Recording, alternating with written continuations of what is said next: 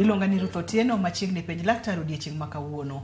Chenro mar penj laktar wawacho ga ni ngima en mwandu kama wang'eyo kaka wanyalo bedo kod ngima makare. Chenro ni biro ni achiel kachiel kowuok e studio wa ma Kisumu kendo amor mokalo ni wendowa kendo daktari wa nitiere ka. Abomiye thuolo mondo mi onyiswa ni nyinge ng'a, en nyakanye, olonje weche mage kae to wadonje twak achiel kachiel kokwa ketho kinde kata matin. Machiegni bang' ndalo mathoth daktari. Erokamano. An iluonga ni Winnie Alando, Anyang'ia Alego, to atiyo gi migawo ma health. Achung' ne weche chiemo makare, apuonjo oganda kaka onego bed ni gichiemo e yo makare. Chiemo makare. Entiere kod maino mane kata ang'o momiyo onego bed ni wachiemo makare? Wachiemo e yo onego bed ni wachiemo e yo makare mondo wakony oganda mondo ogeng' tuoche mang'eny manya yudogi, mondo be wakony ji mondo kik bed gi ratil mamalo ahinya kata ratil matin mondo ji odong e yo makare. Kawuono daher mondo mi wayud puonj makende kotenore kod weche mag chiemo makare. Ok adhi ng'iyo nyithindo wabo ng'iyo odiechieng' machielo, moko bende ne waseng'iyo. Kata kamano kawuono adwani mondo wang'iye diere ma ng'ama miyo pek kata diere ma oyach. Wachakane kod miyo mapek, gigo ma dende dwaro, madini madwarore dende mondo mi obed motegno ting' ijni e yo makare, nyathine bende odonge e yore madwarore. Koro mama mapek, madini ma odware dende ng'eny ahinya nikech nyathi madongo e iye no. Koro wan gi gik miluongo ni key nutrients ma mine gi onego bed ni yudo e chiemo mondo kony nyathi mondo odong e yo makare. Wan gi calcium. Koro calcium ni konyo nyathi mane i mama mondo fuonde ne odong e yo makare, odong motegno, choke kata gi leke nyathi. Kasto wan gi iodine. Iodine be konyo nyathi, obwongo nyathi mondo odong e yo makare. Kasto wan gi vitamin D. Vitamin D ni konyo mondo chiemo man gi calcium ni obed absorbed maber mondo ti e dend nyathi e yo makare mondo fuonde ne obed motegno. Kasto wan gi iron. Iron medo remo e dend mama, kasto be konyo transport oxygen kuom mama to tero ir nyathi mondo nyathi odong e yo makare. Kasto wan gi folate. Wanyalongo ni folate kata folic acid. Konyo mondo fuonde nyathi gobwongo nyathi odong e yo maber, kasto prevent gik milongo ni birth defects. Ma yudo ka nyathi odongo to seche moko obwongo ne odongo ka obwongo duong', ama yudo ka nyithindo man gi cleft palate gi kata spinal cord okolosore e yo makare. Kasto wan gi vitamin C ma konyo geng'o tuoche e dend mama. Kasto be wan gi vitamin B12 be konyo obwongo nyathi mondo odong maber. Kasto nitie moro maonge ka, omega 3 gi omega 6 ma yudre e rech ma konyo be nyathi, obwongo nyathi odong e yo makare. Calcium, iodine, iron, folate, B12, C, D. Magi gin chiemo ma kata madini mathoro yudore e yore mage kata e kidienje mag chiemo mage. Magi madini ma yudore e olemo gi chiemo ma nigi protein content, kasto gi chiemo galode ma majan. Nyaka folate. Folate kaka chiemo mage ma thoro yudore mayot. Folate wayude alode ma majan, folate wayudo e ring'o, to folate wayudo be e tong'. To sache ma samoro ng'ama miyo dhi e klinik yudo ga kimiye tembe kata tablets mag folate kachiel kod iron, onyalo yudo gi e chiemo. Ang'o momiyo pod omuonyo gi e yor amuonya kata yedhe mimuonyo? Onya yudo gi e chiemo, lakini madini ne requirements gi madini ne odhi malo nikech en gi nyathi madongo iye. Koro momiyo osiptal wamiyo yath man gi iron gi folate nikech kata kotem ng'ini seche moko mine onya chamo alot lakini ok oyud madini ma iron no. Lure kaka alot no oted. Seche moko tede to kala ma majan no orumo, koro konya yudo iron mantie alot no. Ama seche moko chamo ring'o be kelo iron. To kochamo ring'o to seche moko madho gi chai. Koro nitie gik manitie chai mamiyo iron no ok ti maber e del. Koro momiyo be wamiyo gi yath mondo gimuony yadhni gotieno ka gidhi nindo nikech mondo konygi kata ka gichiemo to maybe manitie chiemo koromo to wamedo gi manitie yath. Mathoth ni mantiere chiemo koromo kotenore kod kaka oted chiemo no kata kaka olosa alodego kata olembego ma ang' no mi madini mar iron kata folate ok donj kaka dwarore, emomiyo imede kod yedhe seche iwacho ni seche ma ng'ato dhi nindo nikech ang'o ok muonye seche mag odiechieng', ang'o miyo seche ma ng'ama miyo dhi nindo miyo mapek nikech yedhe gi komuony to seche moko gin gi side effects moko. Mama nya winjo kizunguzungu, mama nya winjo ka chunye tingre. Koro komuonyo to okonya kata tiyo tijene, okonya kata seche moko bi e tich kata dwano timo ohalane moro okonya timo, obo ninda. To koro kochako muonye kamano to bo muonye dichiel diriyo to weye, lakini kobiro e osiptal to ng'isi no muonyo. Kasto ing'e koko muonyo gi to seche ma koro dhi nyuol, ing'e ni mine ka nyuol to remo wuok pukre mang'eny. To simo ko yudo ka kodhi nyuol to kiwango mar remo ni piny. To koro kopukre mang'eny to wanya wito ngima mamano. Omiyo wang'iso gi ni onego bed ni muonye ka chiemo gotieno kidhi nindo. Kata ka iwinjo marach, ok inya winjo marach ahinya nikech koro e nindo. Koro bo miyo mine koro endelea muonyo yedhegi nyaka dweche 9. Ma kopogore kod chiemo makare, awinjo ka itemo jiwo e yo makende ni joma mine bende nyaka dhi e clinic. Nikech seche midhi e clinic tibo yudo madini kaka mar iron, kaachiel kod folate, kendo ibiro nyisi seche monego bed ni muonye, kato inyalo muonye. To inyalo nyiewo e od yath kendi koso nyaka mi godo? Nyaka mi go hospital, lakini seche moko ka onge hospital tibo ndikni ni nya nyiewe pharmacy sani ni gintie. Kasto be yadh njofni onego bed ni miyo mama nikech in gi worms, appetite be nya dok piny. Koro onego bed ni dwe ka dwe be imiye mondo e hospital mondo muony. Makoro ng'ama miyo mapek ok riti tok dweche 3 kimiye yedhe mag njofni en tok dwe ka dwe. Penj laktar kokalo Ramogi TV ngima en mwandu en Dr. Winnie wantiere kode studio ka ponono ni in miyo mapek kata jaodi pek kadwa ni mondo mi imed kete chenro ni nikech daktari medo leronwa gimomiyo onego bed ni keto madini mikete dendigo e seche kata e kidieny mowinjore. Nowacho kacha gi chiemo kaka iron, nowacho kacha calcium, nowacho kacha protein, kaachiel kod mamoko. Wadwa ni mondo mi onyiswa ni ranyisi mag chiemo gi kod rang'iny kata kiwango monego bed ni chamo gi godo. Wachaka ne kod picha ma wantiere godo kani. Koro picha ni mae en calcium. Wacho ni calcium konyo fuonde nyathi mondo donge yo makare gi chokene. Koro wan gi chak nigi calcium, yogurt nigi calcium, wan gi oganda nigi calcium, wan go omena be nigi calcium, kasto wan nyaka gi kodhi mwachamo be nigi calcium. Kasto kwa bire ma en carbohydrates, lakini iron sana yudre e alode ma manjan, yudre e ringo, to yudre oganda be golayo. Kasto wan gi folate yudre e olemo, kasto yudre be e alode ma manjan.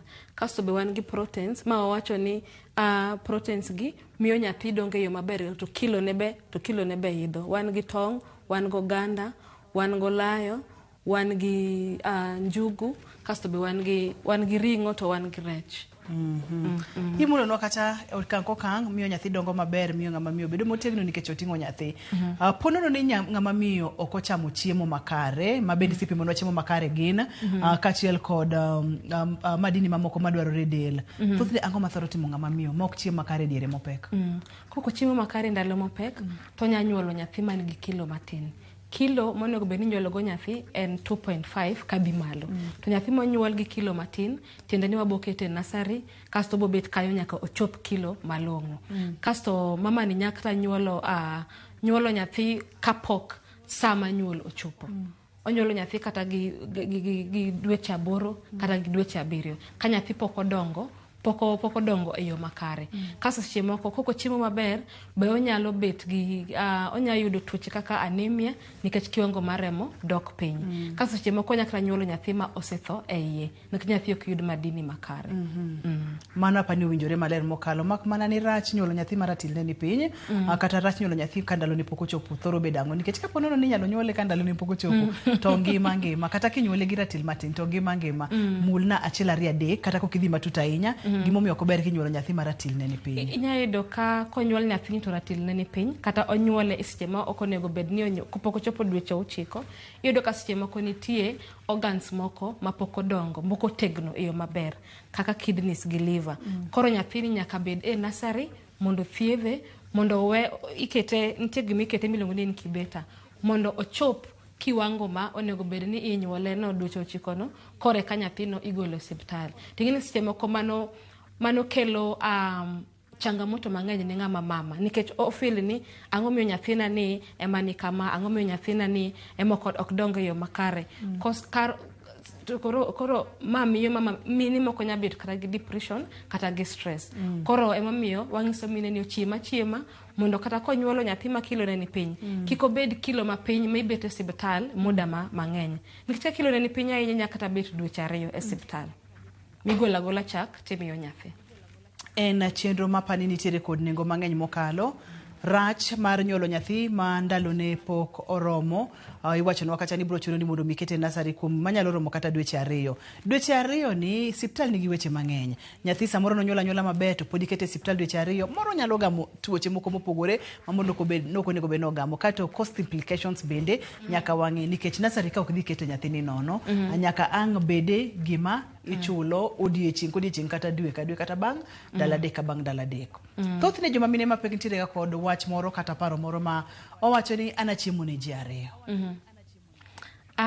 Onego bed ni gichiemo ne ji 2 lakini ok onego bed ni gichiemo mang'eny ahinya. Onego bed ni ka kao san ma mama en mana kaka jite chiemo. Nus ma san onego bed ni nigi alode. Kasto akwota ma san onego bed ni chiemo mamede teko, kasto moko go nigi chiemo manigi proteins. Lakini onego bed ni gichamo variety. Ok ocham chiemo achiel saa ka saa. Ochamo variety nikech wan gi food groups mopogore opogore. Lakini ok onego bed ni chiemo mang'eny ahinya, ratil ne bodhi malo ahinya. To ka ratil odhi malo ahinya, onya bedo gi pressure kata onya bedo gi tuo ma sukari koyach. Kar ratil mar dhi malo ahinya kachiel kod chiemo malach no bende podi bomulonwa bang'e. E seche ma mine pek bende nitiere gik mang'eny mopogore opogore ma githoro keto e dhoggi ma kaka in laktar mondo nyalo wacho ni ok kare ahinya. Ginang'o gini ma joma mine thoro chamo? Nitie mine moko ma thoro chamo lo, odowa.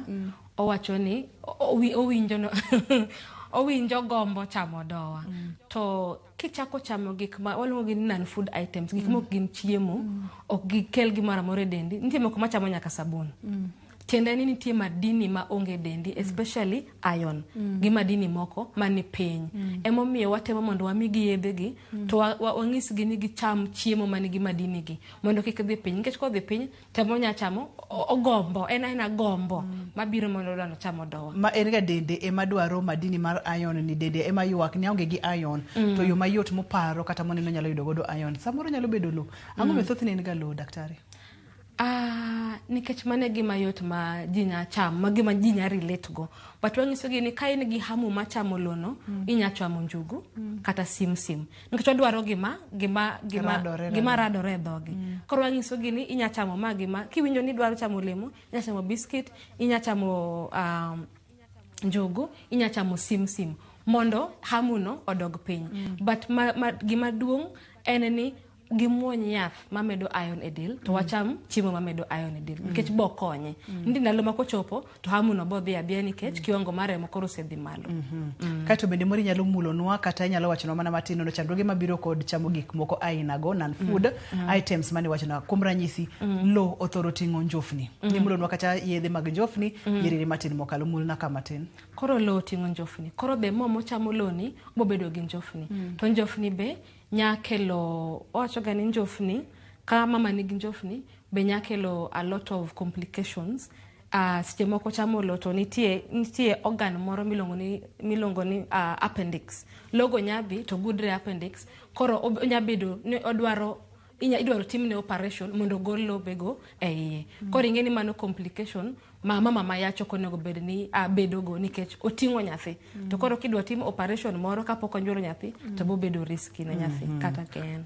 Kopogore kod lo kachiel kod sabun, joma mine thoro ga chamo gik moko kaka maka.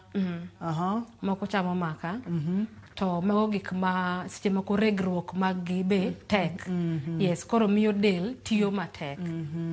Kaito bende en gima ok donje remo. Koro en gima donje dendi, rege ok onyal regore, okelo ni complications mang'eny. Omiyo ka ponono ni in ng'ama miyo mapek, tiwinjo ka nitiere kod gombo mar chamo gik moko, Dr. Lando wacho ni dendi ema yuak, dendi go uwi ni aonge gi iron, aonge gima. To wacho ge chenro mar penj laktar ka ni ka dendi wuoyo kodi to chikiti. Titim gima kare. Itim gima kare. Kata kik atimo gima kare penj mondo yud konyruok. Thothne jomoko ok dwaga penjo. Mane shida oganda wa ogidwa penjo. To kik ya gimoro onego bed ni penjo nikech seche ma koro ibet matuo to in maybe utiyo gi pesa mang'eny mondo konyi e osiptal. Penj laktar kokalo Ramogi TV ngima en mwandu. Mano Dr. Lando wang'iyo kacha chiemo makare diere ma ng'ama miyo pek. Nitiere kidienje mopogore opogore mag madini madwarore del, moko imedo nyaka gi yedhe mimuonyo kaka folate kachiel kod iron. Kaito be nitiere samoro ma gigi odok piny e del, koro dendi yuak mondo mi iket gi dendi. Seche ma dendi yuak, kik iteme keto gigo ma ok dhi konyi non food related non-food items ma bende ang' nokelni chandruoge mopogore opogore. Kidieny mar ariyo, gin chiemo mage ma ng'ama miyo mapek ok onego bed ni chamo, kata monego bed ni ochamo to chame rang'iny matin mokalo. Kik idhi mabor, kik isudi.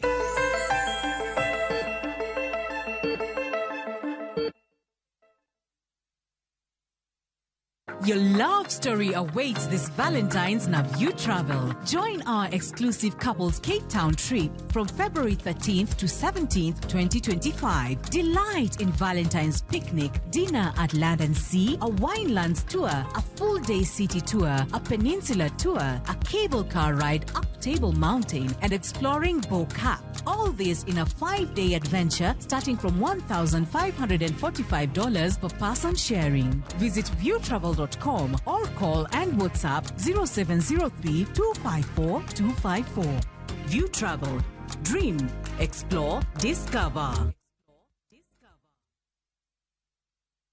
Royal Mabati Factory Limited. Kar nyiepo ni achiel kende machopo ni dwachi duto te magoyo witado mong'ith. Yud ber mag chudo ma mos kata lipa pole pole plan. Ka ichulo atamalo 40 kende to iyudo ma olosi odiochieng' onogo. Kabende chak iga manyien mar 2025 gi offers magwa modhuro. Bende wakelo ni nono maonge chudo kamora mora ma intie ipachoka nyaka e dhot. Yuanwa tol e 0726383 kata inyalo timo order mari kokalo mbui marwa ma en www.royalmabati.com. Chike kod weche mantie nyaka lu.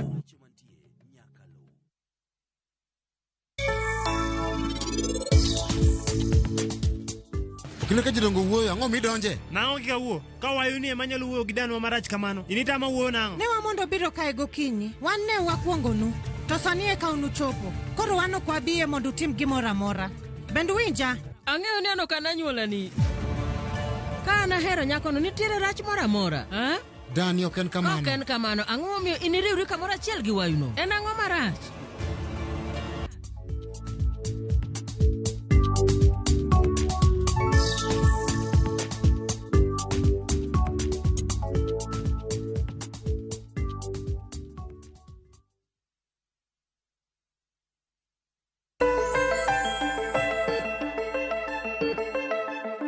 Machiegni kendo penj laktar kokalo Ramogi TV ngima en mwandu.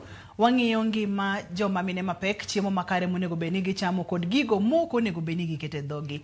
Kidieny mokwongo Dr. Lando nonyisowa kacha ni gik moko kaka kite, lo, maka, sabun, gang'o kendo ka? Maka. Gina dek go kende. Kite, sabun, lo, maka, kodi nyaka od biye, be mine moko chamoga. Odhi adhi od biye, wadhi kete group mar lo, donge? Mar lo. Daktari wacho kacha. Nitie moko mabe use supermarket, lo mi use supermarket ka. Bintie mine moko matin. Iwacho gani gin beto ochwak gi beto gi mit. Gigonge kata mit moro. En mani dendi ema dwaro. Daktari wacho kacha ni kia ponono ni winjo gima kamano katimore dendi nyiso ni chandruok nitiere many kaka inyalo konyori mapiyo piyo.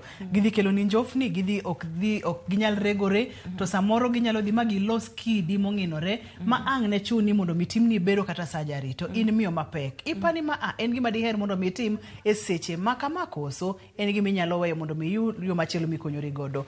Kane pok ne wadhi yoyo ne wang'iyo kacha chiemo ma ok onego bedni ng'ama miyo mapek chamo kata gigo chiemo makane gin non-food chiemo ma ng'ama miyo mapek ok onego bedni chamo. Ng'ama pek ok onego gigimomiyo ok onego bedni chamo chiemo manigi skari mang'eny, chiemo manigi mo mang'eny, gigimomiyo chiemo manigi chumbi mang'eny. Gimomiyo ok onego bedni gichamo chiemo gi nya miyo ratil gi dhi mamalo moloyo kaka onego bedni kilo gi dhi. Nikech nitie kaka kilo ng'ama pek onego bedni idho mos.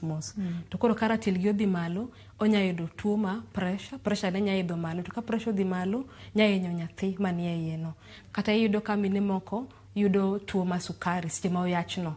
Ok seche onge ga tuo sukari, lakini seche ma oyachno nikech kako chiemo to be onya yudo tuo ma sukari. To ka yudo tuo ma sukari to be nya hinyo nyathi ma manitie iye no. Seche moko nitie iyudo ka seche moko ich nyalo kata wuok nikech tuoche moko ma yudowa nikech chiemo ma wachamo maricho gi. Skari mang'eny, chumbi kaachiel gi mo mang'eny. Kaachiel kod mo. Ma chandruok man ka en mana ratil man malo ni kaachiel kod chandruok mabiro kod ratil mamalo. En mana chandruok mabiro kod ratil mamalo. To seche ma iwacho ni ich nyalo wuok ma gin complications mag ratil mamalo. Gin complications mag ratil mamalo manya kelo pressure e dend mama to nyamiyo ich wuok. E seche ma pok owinjore. Seche ma pok owinjore. Seche ma chuni chumbi mok ng'eny, skari mok ng'eny. Kaka dhano wapogore. Moro mang'eny na ok ng'enyni. Moro ma angi wacho ni mano skari mang'eny, an owuon awinjo ni ok ng'eny. Ibro pimo nade ni ma ang'eny ma ok ng'eny. Owacho ga ni seche mitedo ber ka itedo gi chumbi to chumbi chiek e chiemo. Ok wamed chumbi e mesa. Koro mano chumbi moro mochiek gi chiemo no mane ma watigo. Kasto skari be onego bed ni ok wati gi skari mang'eny. Lore seche moko ka ng'ato madho chai lure gi kikombe motiyogo. Ber ka skari ng'eny ahinya to watiyo gi kijiko ma skari matis, kijiko achiel kende. To kata mo onego bed ni kata kwa chamo ring'o to wagolo pieces manitie gi mo wang'ado oko to wachamo maonge pieces go. Kata ka en mo ma watiyogo onego bed ni wakawo kijiko, kijiko ma ichamo go mchele cha achiel kende ma salad emiketo chiedo go. Ok onego bed ni chiemo ka ng'ato kawo chiemo to mo pukre. Ka ng'ato kawo chiemo kitedo alot to kiting'o alot ni to mo pukre, mano modhi mang'eny ahinya. Picha ni nitiere chiemo moko ma bende iwacho nwa kacha ni chiemo ma ok be ahinya, ok be ahinya kod mine mapek. Inyalo chunga daktari. Obo chako gi mok beyo gi poda buduoki mana kacha, ok beyo gi gimomiyo in kaka laktar mar weche chiemo iwacho nok ber. Kaka tong' moko chiek maber, gi ring'o moko chiek maber. Ineno gigi gin gik ma seche moko nigi germs kuma olosgi. Seche moko inyiewo ring'o e bucha to kichwake maber. Ring'o go oa e dhiang'. Seche moko dhiang' no atuo. To ka dhiang' tuo to mane ring'o mo use duka. To koro kokichwake maber e yo makare inya yudo tuoche ma e ring'o. To kata tong' kokiloso e yo maber inya yudo tuoche ma ae tong' nikech tong' oa kuom gweno. To seche moko gweno atuo to tuoche go nya wuok kuom gigi to donjo e mama. Kasto wan gi coffee ok onego bed ni mama madho mang'eny. Onya madho lakini e kiwango matin.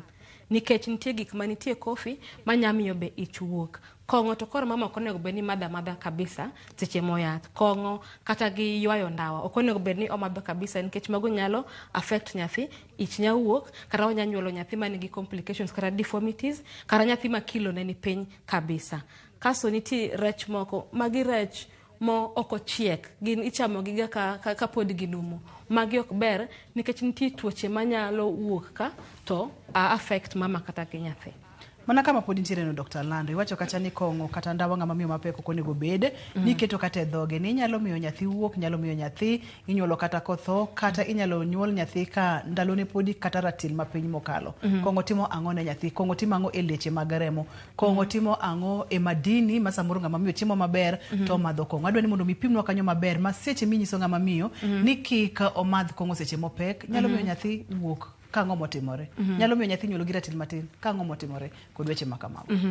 Koro kong'o seche moko miyo absorption mek madini ma wachamo kuom chiemo ok bed absorbed. To kama madini go ko bed absorbed to moti e del to nyathi ok dong e yo makare, ok yud ratil makare. Ema miyo kong'o ok ber gi ng'ama mama. Ilere maber mokalo, odhi mono madini donje del, samoro iketo madini e dendi to ok gidonjo, koro ok gikony, ang' dhi kelo chandruok ne nyathini. Wantiere komachielo ka, chiemo makare, chiemo ma bende ber mokalo kod joma mine mapek. Aneno kacha oatmeal, aneno kacha approved Tati Fish, ibo nyiso ni mago gin rech aina mage, de gibed mbuta, wiu, omena, koso, alode mopogore njuke, kaachiel kod oganda, chak, kaka yogurt, olembe kaka avocado, kaachiel kod ring'o maonge kod mo mang'eny. Gigi momiyo. Koro mae oatmeal magi gik ma iloso gi grains to wacho ni one gin gi iron mang'eny. Mar ariyo imiyo mama bedo obedo moyieng e saa mang'eny. Koro ok omany snacks moko manigi skari mang'eny kata chumbi mang'eny mondo cham ka kech kae. Kasto magi mana rech ma wachamo ga ma kawaida, ngege, mbuta, weu. Rech gi wacho ni gin omega 3 gi 6 konyo bongo nyathi mondo dong e yo makare. Kasto wan gi leafy greens magi alode ma manjan manigi madini kaka vitamin C, nigi iron, nigi nyaka gi folate mamiyo bongo nyathi dongo e yo makare to miyo nyaka nyathi dongo gi kilo makare. Wan gi nuts, wan gi beans gi lentils magi be nigi iron. Kasto wan gi yogurt manigi calcium mamiyo fuonde nyathi gi leke nyathi gi choke nyathi dongo e yo makare. Kasto wan be gi avocado manigi folate be wawacho ni konyo mondo kik nyathi obed gi deformities ma wawacho ka. Kasto wan gi lean meat be nigi iron mamiyo medo remo e del nyathi, to be remo no konyo transfer oxygen from mama to nyathi mondo nyathi obed mangima. Kasto be lean meat ni ber nikech oonge mo. Kecha wacho ni modhe mang'eny be nyamiyo mama bedo gi ratil mang'eny. Ratil mang'eny. Ng'ama miyo bong ng'ena de seche mopek ni ma atend ratil moromo, ma atend ratil mang'eny. Koro wan gi gik miluongo ni trimesters, dwe 1 nyaka 3 mano mokwongo. Koro kodhi e clinic onego bed ni kilo ne oidho either 0.5 nyaka kilo 1. Seche moko en gi kilo 50, onego bed ni kodhi dwe mokwongo maybe en 55. Kodhi dwe mar 2 odonjo maybe 56. Omedo 1 kata nus ma kilo e first 3 months. Koro dwe ka dwe onego bed no medo. To kama mama be ok med kilo, to be mano gima onego bed ni mi aluoro kaka ng'ama neno mama ni mondo iwuo kode puonje kaka onego bed no chiemo e yo makare. Kochopo dweche 4, 5 nyaka 6, onego bed no medo either kilo 1 kata 1.5 e dwe ka dwe. Kasto kochopo dweche 8, 9, dweche 7, 8, 9, onego bed no medo kilo 2, kilo 1.5 kata 2 e dwe ka dwe. Koro kodhi e clinic onego bed no bo monitor ni sani amedo kilo 1 ama amedo kilo 2. Koneno komedo kilo mang'eny ahinya, onego bed ni konyo mama ni mondo kik tuo ma pressure mondo make, mondo wane gik mochamo, kasto wapuonje kaka onego bed no chiemo e yo makare, mondo wa maintain kilo maber. Trimester mogik onego bed ni kilo 1.5 kilo 2. Trimester mokwongo onego bed ni kilo 1 kata nus kilo kata grams moko matin kanyo e bathe. Ang'o matimore ga kidieny mogik mar seche ma ng'ama miyo pek monego bed no medo kilo 2 plus kata kilo 1.5 kadhi nyime ma ok timre kidieny mokwongo? Nikech koro sechego koro nitie pi mating'o nyathi, amniotic fluid. Demo ma nyathi dongo, demo ma pino bedo mang'eny kae. Demo ma nyathi dongo, demo ma pino bedo mang'eny.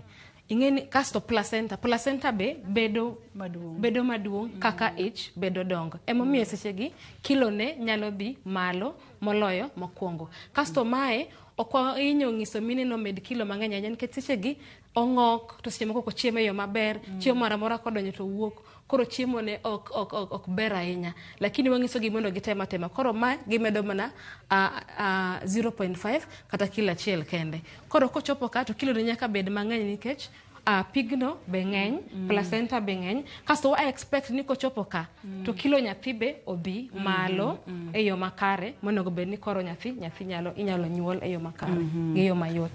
Quality mar pigno bende mataga kosen ga ena tek ni en nyathi kanyo pigno en ga ena standard e obera kosen tire gik moko maka ng'ato kete dende ng'ama miyo to nyalo affect quality mar pigne. Quality ma pigno ok mata nikech ni standard ni mine te. Ten gima protect mine. Emomiyo kata kigori piny, mano gima protect nyathi ni ok nyakata yudo hinyruok moro amora. Kata kamano ok dwa recommend ni ng'ama miyo odonje gigo manyalo miyo gore piny kata manyalo miyo ohinyore nikech seche mohinyore to pek dende bet ng'aw matin kata en delicate. Adwa ni wang'iye gigo kata weche mag pige.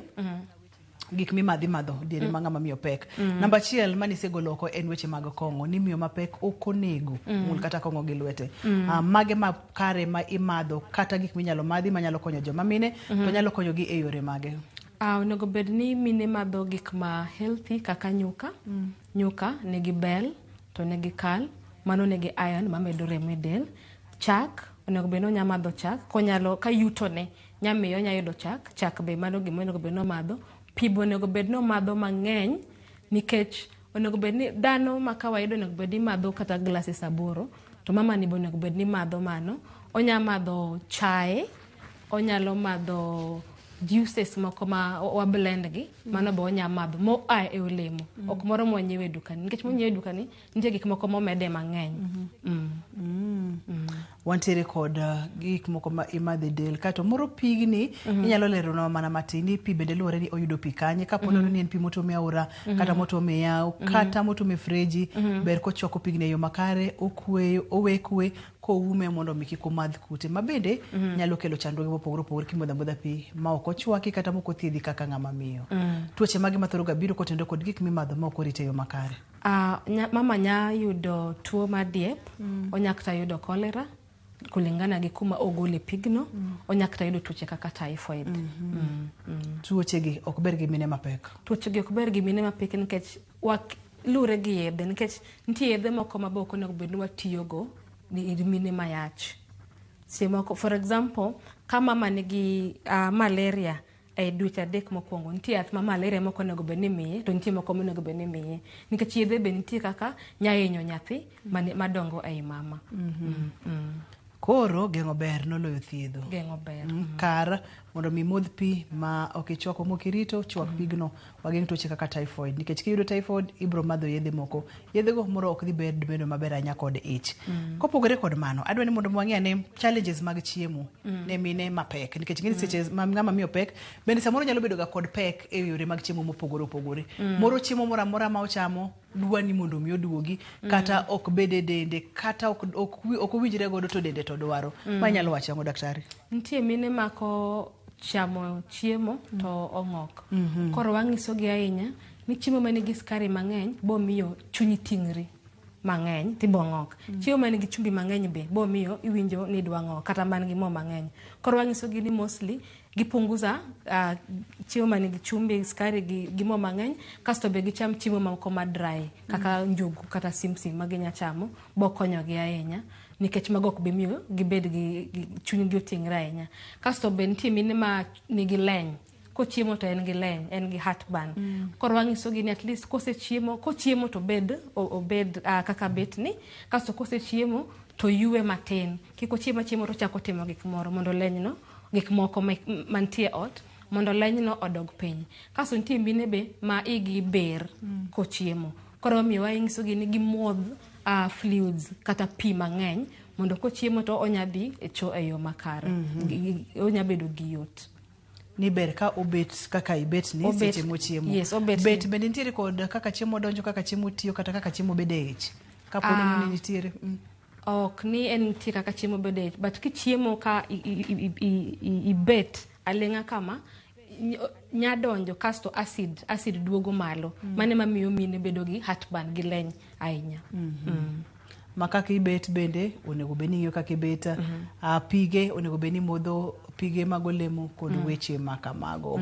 Yeno wakaw yoyo daktari ka waduogo kanyo to kidieny madwa ni mondo mi koro wachak godo, adwa ni mondo mi wang'iyane weche mag vitamins kata pills kata yedhe mopogore opogore wadendo kata ni prenatal vitamins.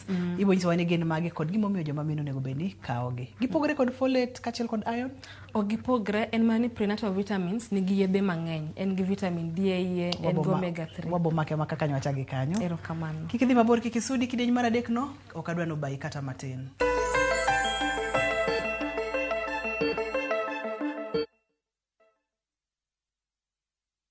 Introducing the Pasapata Referral Bonanza. Here's the deal. Share your unique referral link, get Mbogi yako kusign up na place bets. Alafu, earn huge bonuses na cash prizes just like that. Yes! The more you refer, the more you earn. Now sisahau, we have exciting games that will win you millions in seconds. Unangoja? Win na Mbogi na patapata.com. Refer, earn, repeat. Not for persons under the age of 18. Authorized and regulated by BCLP license number 447.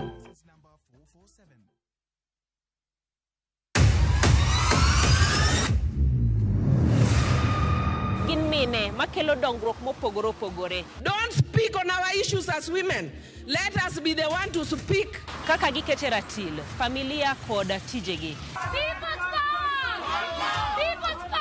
Magitimo gisiso kod lony. As the woman representative of Homa Bay County, this nation is hungry and there is no question about it. Minegi nietelo. Gijiwo kendo gikelo lony mopogore opogore. Mentorship en gimoro ma important kabisa. Mano konyo ji kendo miyo ji bet gi positive attitude. Gimiyo lony margi kanyakla kod yudo duoko ne chandruoge duto magikale. We want leaders to be fair to the nation. To emine wacho sigand miyo kamiyo ogen. Mine wacho ngeso kangeso kod jailieta.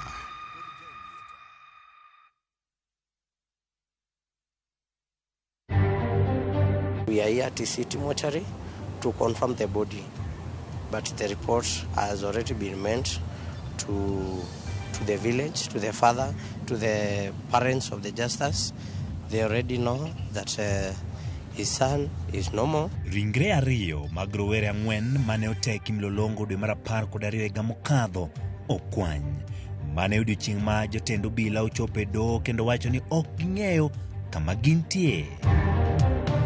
Gavana machon ma Migori Okoth Obado kod achije mamoko ariyo kod gichak yalo ewi nek ma nyadendi Sharon Otieno bang' doho yango ni gin kod bura ewi nekno. Uganda medo ywago jandiko Mathiri Ng'inyi kendo jalony mar nono historia mag Afrika Ngire Bethwel Ogot ma ong'ielo rengo.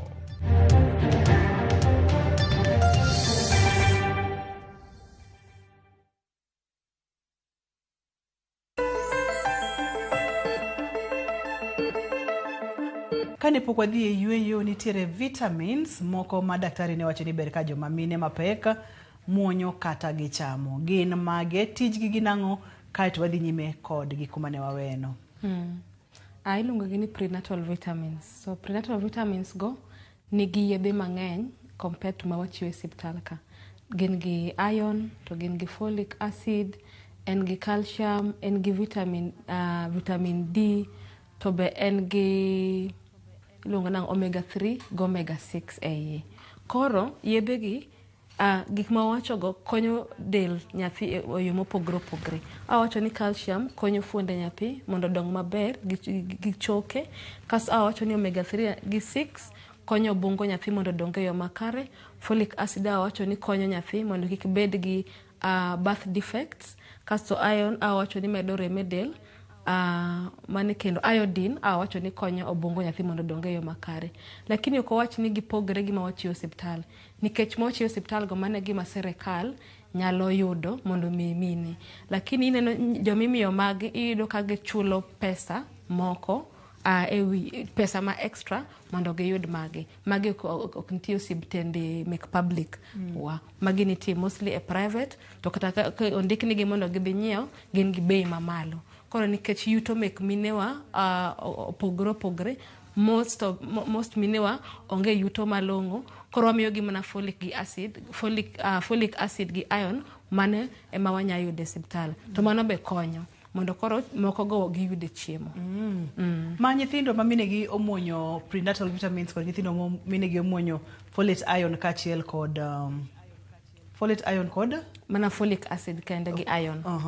Nyithindo gi thothne inyuolo gi anyuola mabeyo gi te. Inyuolo gi anyuola mabeyo te. Koro mine ma okomuonyo prenatal vitamins watemo jiwo gi, wawuotho kodgi mondo chiemo gik ma ok giyudo e yedhe gi mondo gikaw e chiemo. Daktari, kane wang'iyo kata kane weko twagni ni mulo no kamoro gimoro ni food groups ne mine mapek. Food groups gin grube machalo nade to giting'o chiemo mane food group ka food group ka chiel kod food groups madwarore ne mine mapek e diere magi pek. Koro wan gi food groups 10 ma wajiwo mine mondo cham, lakini onego bed ni odiochieng' achiel gichamo mana 5 kende. Koro wan gi food groups miluongo ni grain products gi starchy foods. Mago manitie kae gi gin food group mogo, mok nyuka, mok kuon, wan gi mchele, wan gi mkate, wan gi rabuon, wan gi nduma, wan gi omwogo. Mago food groups ma wan gi bel, girigi, wan gi kal. Ma food group mokwongo ma inya en gi carbohydrates mamiyo mama teko e del. Kaso wan gi food group mabende wanyalo kete yo machuok ni food group mokwongo en mar gik moko kaka moke kaka moting'o mok kuon, onyalo bedo mek nyuka, onyalo bedo omwogo, onyalo bedo mchele, onyalo bedo mkati. Tije en rabuon, waru. Tije en mana medo teko e dend dhano. Kaso wan gi food group mar ariyo miluongo ni pulses. Ento kanegi ka pulses gin gik ma chalo oganda motuo, golayo gi soya. Mano food group mar ariyo. To mago miyo ng'ato dongo e yo makare, gin gi proteins e igi. Kasto food group mar adek gin nuts gi seeds. Nuts gi seeds gi en kaka njugu. Mano food group mayore. Njugu no nigi protein, to njugu no be nigi folic acid. Kasto wan be gi seeds, seeds ma ji chamo kaka simsim, wan gi ma watermelon, wan gi ma budho. Minyalo chielo to ichamo. To mano be nigi folic acid, to mano be nigi protein e iye. Kasto food group mar ang'wen en chak. En chak, gik miloso gi chak. Wan gi yogurt to wan gi mala kanyo. to wan gi gik mopogore opogore. Koro mano be nigi proteins, to mano be nigi calcium mamedo loso chonge kata gi fuonde mek nyathi e yo makare kata gi mek joma moko. Kasto food group mar abich to nie grubni ilongo ni fleshy foods. Koro fleshy foods gi ka wan gi ringo, to wan gi ringo mopogore opogore. Wan gi matumbo kanyo, to wan gi maini, to wan gi gweno, wan nyaka gi winy. Nitie winy moko mwachamo kaka aluru, to wan gi rech, to wan gi kanyo anguro, kasto wan go omena, to wan gi wewo. Koro kinyiso ng'ato ni cham rech, wang'e mana ni rech en mbuta, gobambo gi rech moko mumi ma wayudogi. Koro omena be nyaka wach ni omena be nitie ka, mondo kata ka ng'ato ok nya yudo rech to nya chamo omena. To koro food groups, fleshy foods gi nitie moko man gi iron kaka ringo, kasto gweno be nigi a bit of iron, to gite gin gi proteins. Lakini rech nigi omega 3 gi omega 6 makonyo obwongo nyathi mondo odong e yo makare. To miyo be nyathi obed nyathi ma chap, nyathi mariek, IQ no dhi obed mamalo. Kasto be wan go omena as much as en gi protein, to omena be nigi calcium mamiyo fuonde nyathi dongo e yo makare. Kasto food group mar auchiel en tong'. Tong' nie grube kende. Koro tong' nigi folic acid, to tong' be en protein. To tong' wanya chamo tong' mora mora, lure gi kuma ng'ato ae. Nitie mar tong' aluru, nitie mar gweno, nitie mar bata mzinga. Koro lure gi yuto ma ng'ato gi kuma ng'ato ae. Kasto food group mar abiriyo wan gi vitamin A rich fruits and vegetables. Koro chiemo ma nigi vitamin A en kaka carrot nigi vitamin A, budho nigi vitamin A, butternut nigi vitamin A. Chiemo ma kichamo maembe mochiek nigi vitamin A, popo nigi vitamin A. Koro mago fruits ma nigi vitamin A, gin kaka carrot ka aneno maembe, ka olemo nigi ratong kata yellow, mago chiemo mago fruits ma nigi vitamin A. Kasto be wan gi nitie rabuon moro milongo ni orange flesh, en very orange, mano be nigi vitamin A. Kasto alode ma majan, kwachamo gi ka gin majan, gibe gin gi vitamin A. Kasto wan gi group mar dark green leafy vegetables, mago gin mana alode ma majan kende ma gin dark green. Kasto wan gi group mar ochiko miluongo ni other fruits. Other fruits gin kaka rabolo, wan gi machungwa kanyo, wan gi pears kanyo, wan gi avocado kanyo.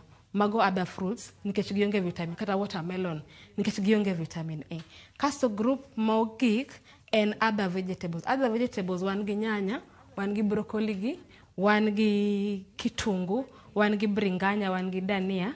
To other vegetables sana wangiso ga ji mondo ti kodgi kaka spices, mondo giti gi gik moko go manyalo kelo negi shida e del. Neno kibulo kata grube mopogore opogore mag chiemo. Onego bed ni ng'ama miyo mapek chamo grube gite dichiel odiechieng', koso onego bed ni chamo kata kapo ni gin grube gite. Onego bed ni chamo gi nang'o nikech gini wantiere kod issue mar calories be ka ma wang'iyo mondo kik kal excess. Onego bed ni ng'ama miyo chamo grube abich kende e odiechieng'. Mano kochamo abich to ng'eni ochiemo e yo makare. Seche moko gokinyi wacho ni gokinyi ochiewo, omadho seche moko nyuka gi rabuon. Mano group achiel, lakini komedo kata rabolo, mano group ariyo. Saa 4 ochamo kata njugu gi chai, njugu mano group adek. Saa 7 ochamo kata mchele gi oganda. Oganda en group moro, mano osechopo group 4. Godhiambo ochamo kata kuon gomena galot, mano osechopo kata group 6. Koro pango, kaka onya pango chiemo e odiechieng' onego bed mano ochamo mana group abich kende e odiechieng' achiel. E picha waka neno ka watiere kod kuong bende, alcohol in limited quantities. Seche ma wachino ni in limited, manyiso ni oyieni ten mantiere kama ok onego bed ni chope, koso ok oyieni chutho. Pyramid ni gimoro angoma en ma dhano ma kawaida, ok mine ma pek. Emomiyo ma oket kama. Kata dhano ma kawaida, kata en mama ma ok yach, kata ng'ama dichuo, kata komadho kong'o onego bed ni en limited quantities. But a mama ma yach ok onego bed ni omadho kong'o at all. Seche mane wang'iyo group machielo mar chiemo ka kamano ting'o gik moko kaka ring'o mopogore opogore, fleshy, kaka ring'o kachiel kod rech mopogore opogore. Ni wacho no kacha ni kaber, to joma mine mapek kik cham ring'o mantiere kod bor. Gitemo mondo bi gigol bor mantiere ring'o, to ka en ring'o tichwake achwaka kaka entiere no. To gik moko kaka gweno bende nitiere kaka inyalo tim mondo mi duok mo manyalo bedo chien. Kuom ranyisi mine moko aneno kaka godo pien gweno seche ma gitedo. Kang'eyo ni ma konyo ka koso? Pien gweno ema nigi mo mang'eny koro kogolo to mano ber. Wantiere kod kidienje moko mag ring'o ma inyiewe duka. Sausages, bacon, na kanyo matin. Sausages gi bacon minyiewe duka go, mago onego bed ni gichamo matin kabisa. Nikech mokwongo nitie gimiluongo ni sodium. Sodium en kaka chumbi miketo mondo gibed e duka, e shelves, muda mang'eny. Koro mago be ok ber gi ng'ama miyo mayach. Kasto be ng'eni kichamo gi mang'eny to ratil ma mama bodhi malo. Koro onego bed ni kata ka gichamo gi to gichamo gi matis matis.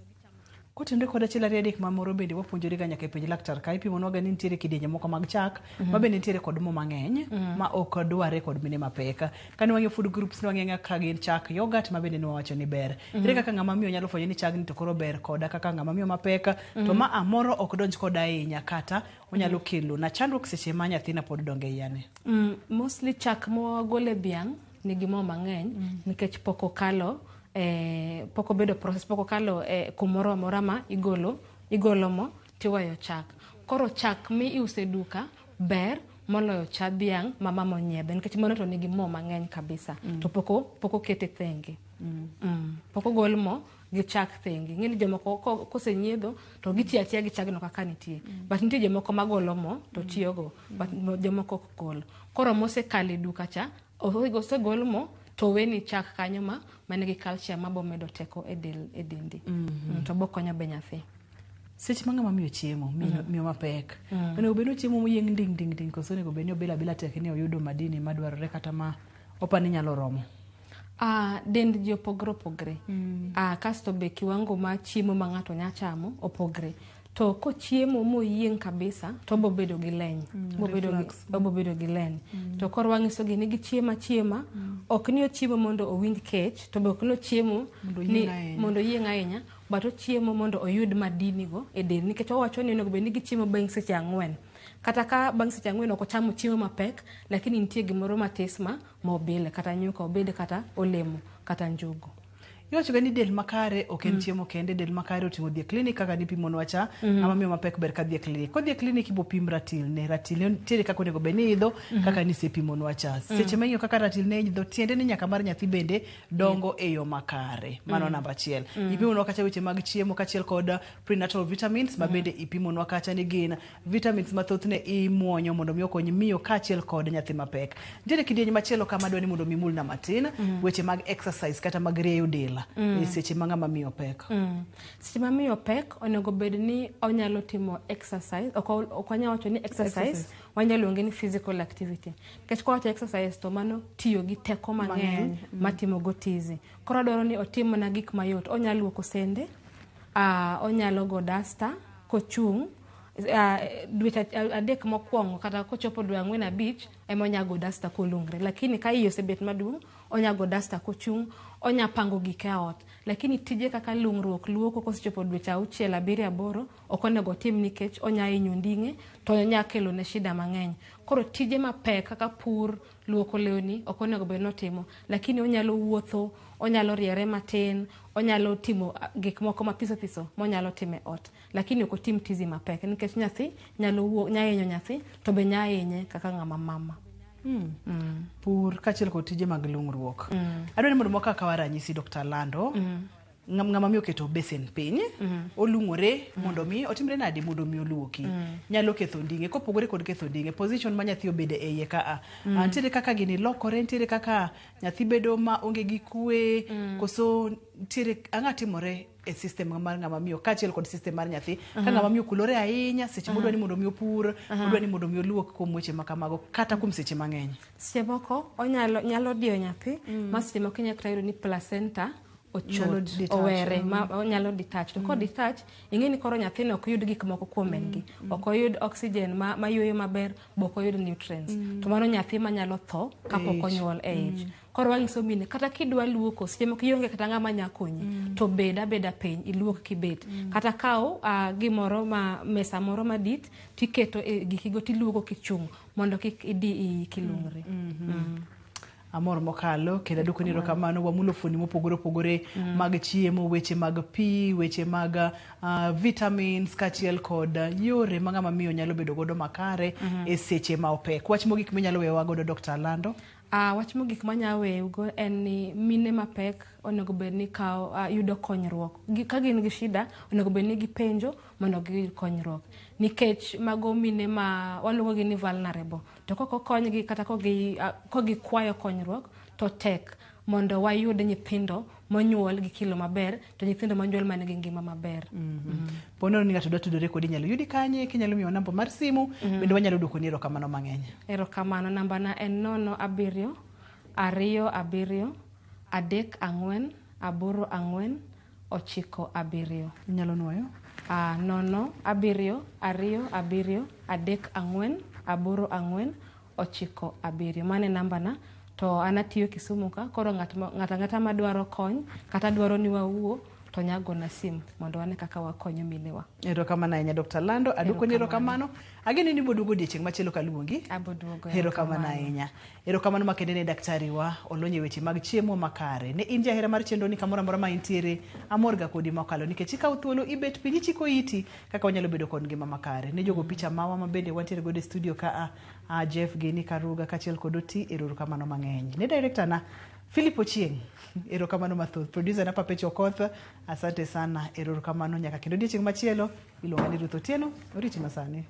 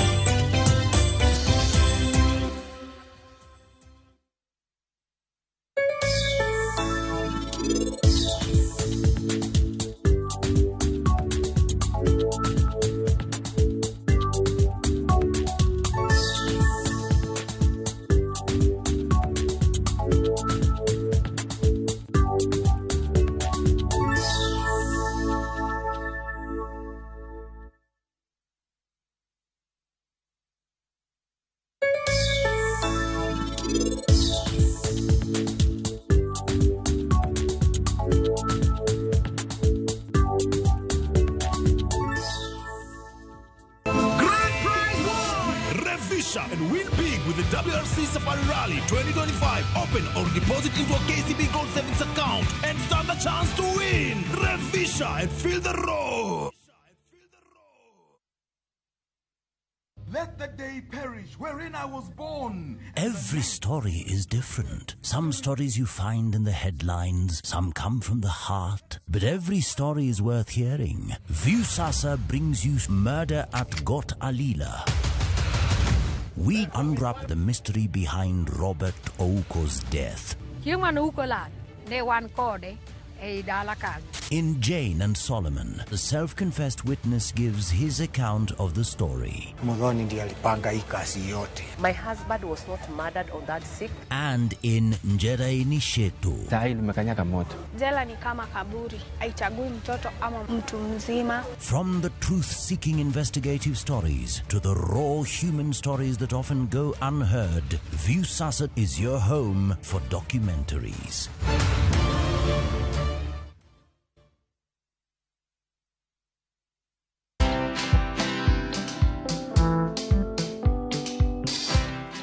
Mabrother, chekini story fulani la penjuzi mtani record manze. Lakini bro, kazi itakuwa tu ni kujaza simu na hizi mavida. Ai, kujinice tu kaka. Mwananchi gani ya narada medali ya pesa? Leta tenje ni kushobile tutaomoka. Citizen Digital wako na platform fulani kwa site yao inaitwa Wananchi Reporting. Hapa unaweza tuma story yako kwa website yao ama kwa app yao ya Citizen Digital. Na kama hiyo process ni ngumu, unaweza tuma story kwa email yao, WhatsApp number ama uitumie kama SMS. Alafu gani napataje bro? After story yako imepublishiwa, hapo ndo una receive 1000 kwa simu yako. Bro, au umenichanua. Don't just witness the news, be part of breaking it. Download the Citizen Digital app and share your story with Wananchi Reporting today. Citizen Digital.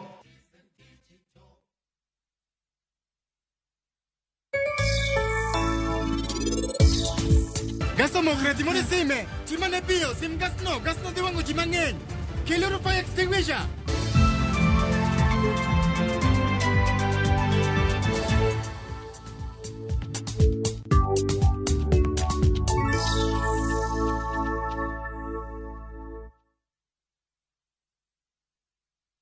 Treat your loved one to a magical Valentine's escape from February 12th to 17th, 2025. Experience stunning views at Dubai Frame, visit Dubai Creek Harbour, explore Miracle Garden, enjoy a desert safari and Marina Dow cruise with dinner, and a romantic Valentine's dinner at Al Dawar Revolving Restaurant. This unforgettable getaway, including visa, starts at $1,120 per person sharing. Book now. Lipa Pole Pole. Visit viewtravel.com, call or WhatsApp 0703 254 254. View Travel. Dream. Explore. Discover. Bed kodwa e wuodhni ka wanono kit timbe mag anyuolawa. Oyundi no neni en winyo mayot. Sama no dhi chiemo, ng'ama ok ohero tich matek. Koro nyako ringi kodhi chiemo. Ema nomiyo chake kamano. Gin kido mamiyo wabedo kaka joluo, sigendni mopogore opogore mag dhoudi mag luo. Chiro ma kiti pando chira. Gini dwa chako ndeti mos. Okelo nya Honda. Dil majony. Luweche mag luo mopogore opogore. Moro ka moro kuomgi nigi ranyisi mopogore opogore. Wuon magolo ng'ani ka wuongi watire wadhi gone dala. Koro telo gi le to gi gweno. 111 Luchenro ni ngeso ka ngeso saa 1:45 otieno e Ramogi TV.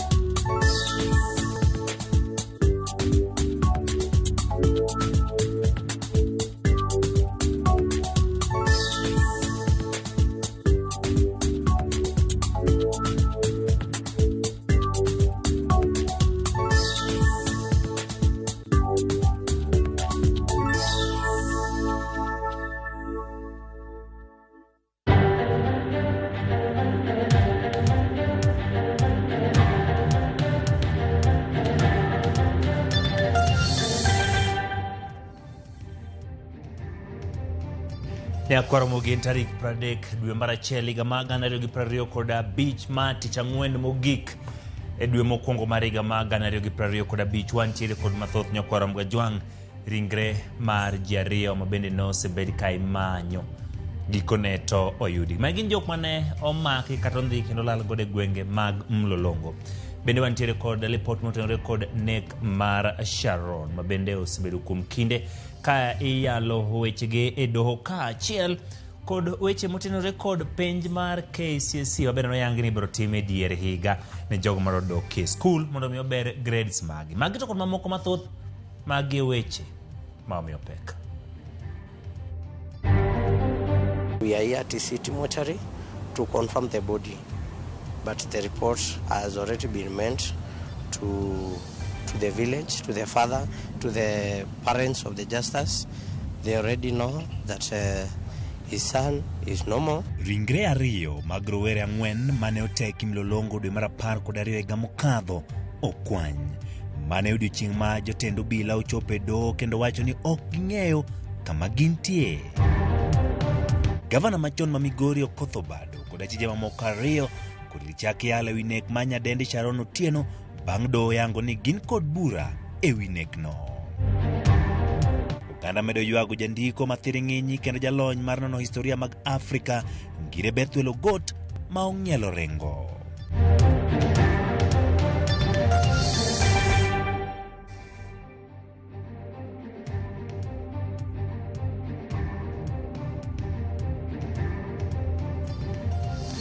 Machiegni nyakwaro mogi nyalo tudi kode namba ma tudruok mar 3-6-0-0-1 e YouTube, Facebook kaachiel kod X mar Ramogi TV kaachiel kod Citizen Digital wago kodi mbaka kaachiel kod mbui mar Oching Manuel e Facebook Imiya pachi e weche mopogore opogore mabedo kwa keloni gi lak sechegi. Bed kode chakruok nyaka giko. Jaloko marwa en Wilson Ochuka. Kawachako en ringre rawere ariyo kuom ang'wen mane oteki kendo lal gode kar dak mamlolongo tarik 16 dwe mar 12 mokadho yudi e kar kano ringre ma City. Familia mag jogo yango ringrego kendo lero ni gisemanyo anyuola gigo kuom thuolo mar dwe achiel. Magitimore kogai mar obila Douglas Kanja ochopo e nyim doho kendo tuodhoge ni ok oyango kama jogo nitie. Walter Nyambaga nigi mathoth. Nyakoromogi lipot ama otenore kod mano wabiro keloni mana tok kinde machuok.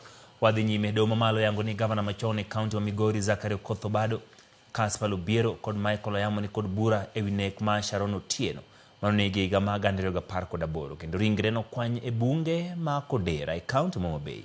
Kata kamano doho itoko ketho mar ariyo manodonjnegigo ewi nek ma nyathi Sharon mane nie ich e kinde mane okaw ngima Sharon oko.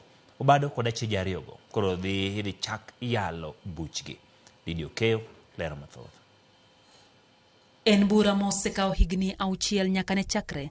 Bura ewi nek mar japonre Embrane Marongo Sharon Otieno manoyud ringre ka ojwang' e bunge ma Kodera e kaunti ma Homa Bay tarik 3 dwe mar 9 2018. Gavana machon ma kaunti ma Migori Zachary Okoth Obado, Michael Oyamo kanyakla kod Caspar Obiero nodonjnegi ka itudogi gi nek mar Sharon Otieno kaka ketho mokwongo kod nek mar nyathine mane pok onyuol e kinde nek makamano kaka ketho mar ariyo. Burano noywayo joneno 42 maduto noyudo thuolo mar ndiko dhoggi. Kata kamano, kuom joneno 42 go onge moro amora mane tudo gavana machon no gi nek mar Sharon Otieno. Mano omiyo gavana machon no oro kwayo mondo mi gole oko e burano kaluwore ni en ne ok onego Sharon Otieno, kowacho ni kaluwore gi kit tudruok mane gin go ne oserito nyathino bang' fwenyo ni nyathino ne mare kendo ne oseketo ler mare ni familia mare. Bende ne oyango ni e kinde mane onegi Sharon ne en dala Raila Amolo Odinga e yore mag siasa, omiyo ok owinjo tude ngang' gi nek makamano. E kinde winjo burano kawuono, doho mamalo oyango ni gavana machon no Caspar Obiero kod Michael Oyamo ni kod bura ewi nek mar Sharon Otieno. Jang'ad bura Cecilia Githua e kinde burano ne geno mondo mi ji adekgo ochiw duoko magi ewi nek makamano. Kata kamano, kinde magi kamoting'o Kil Jack Oroga, Koke Kilokome kod Ogada Meso okwa mondo mi migi thuolo mar goyo mbaka gi achijego kaluwore ni kit duoko mane doho dwaro ne pok giiko. Doho kata kamano wito oko ketho mar ariyo manodonjnegigo ewi nek mar nyathi Sharon mane nie ich kinde mane okaw ngimane kaluwore ni nyathino pok ne onyuol. Burano ochor mbele nyaka tarik 25 dwe mar 2 higani bang' doho chiwo thuolo ne okinde achije adekgo kaluwore gi kwayo margi mar twak kendo winjore kodgi ewi kit duoko ma gibiro pedho e nyim doho. Lydia Okeo, Ramogi TV. Erokamano Lydia Okeo kuom lipodno. Riwruok mar jopuonj Kuppet osiro ng'eto mar doho odiechieng' manyoro manochungo penj manyien mar KCSE mane chako tim e kor higani. Kuppet yango ni penjno ni kod ng'ikruok mathoth kamoting'o nengone mong'awre kama duong' en wach mar nek rem kawo pach jokanyo. Kaka Simfros Okinda lero, migawo mar somo kata kamano dok ni penjno kolero ni en mana yo magikawo mar dewo kendo chiwo thuolo mar ariyo ne jopuonjre mane ni kod gombo mar nuo penj motelo ne penj maduong' ma itimo e giko higa.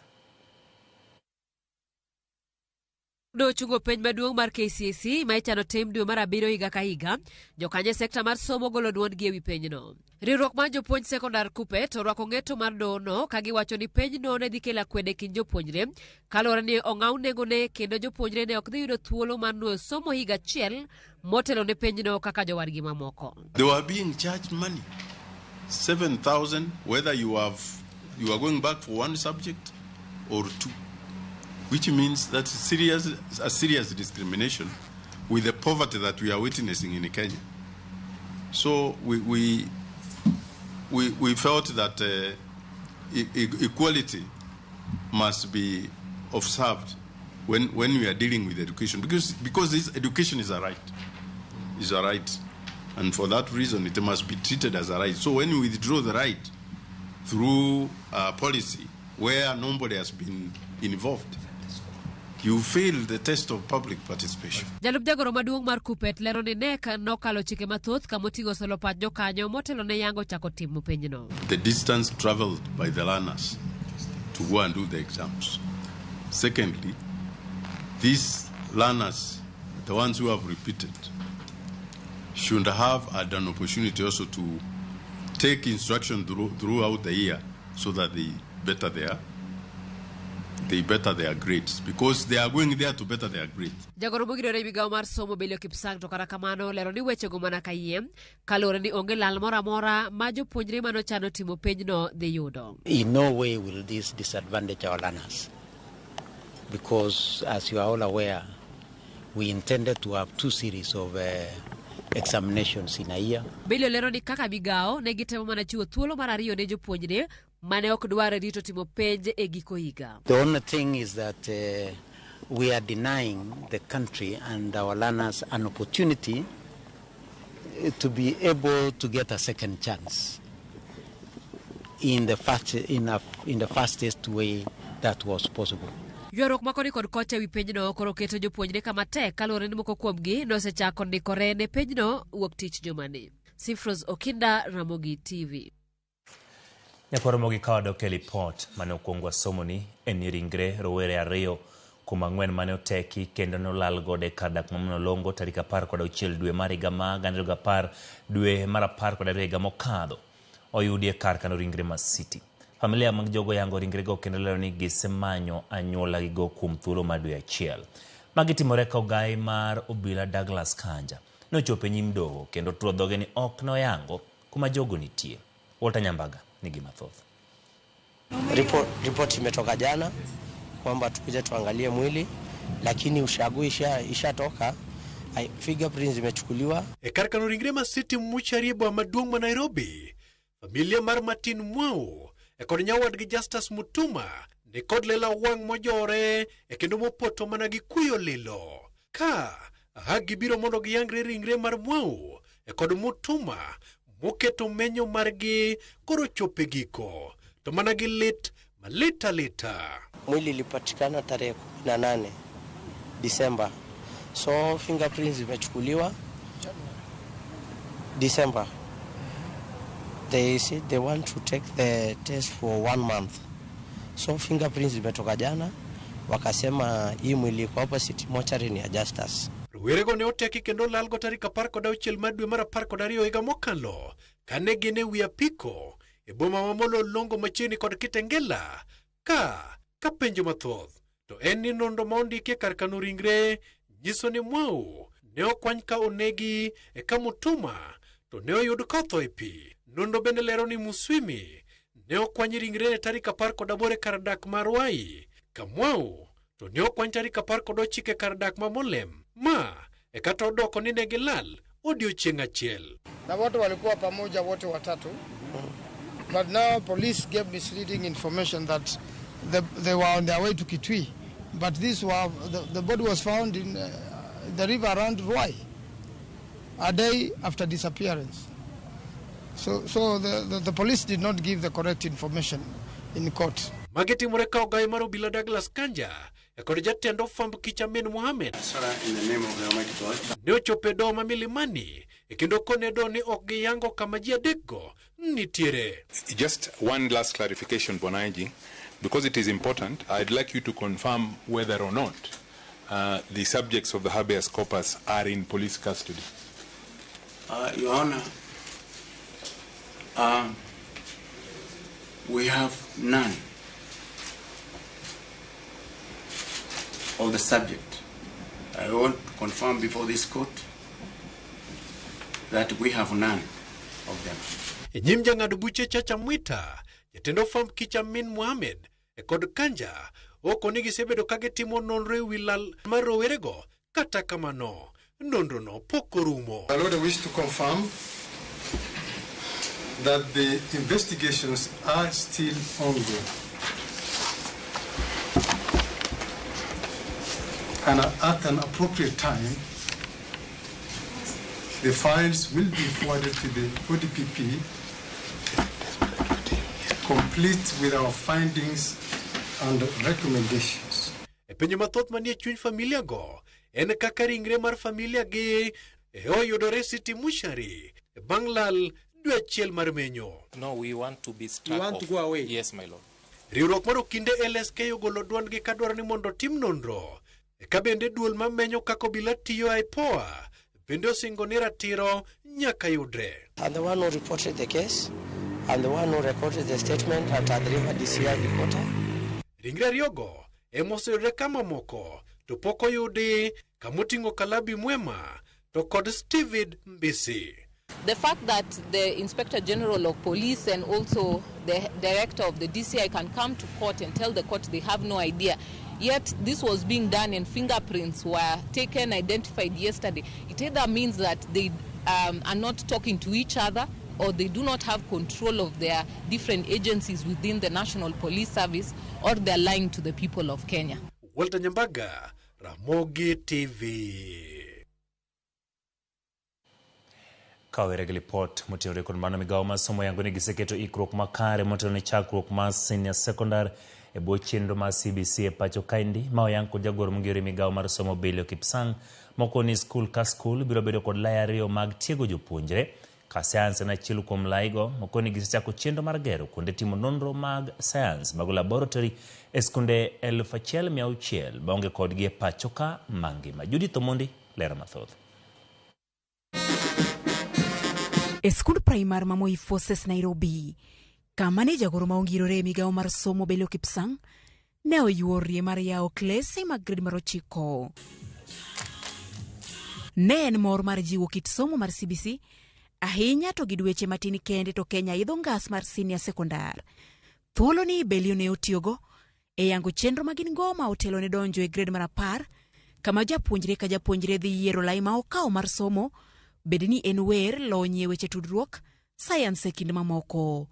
Penj madhi miyo jopuonjre gi thuolo mar timo yiero mag lai gi oseiki. I want to affirm that we put all that we are needed to do in ensuring that we transition smoothly.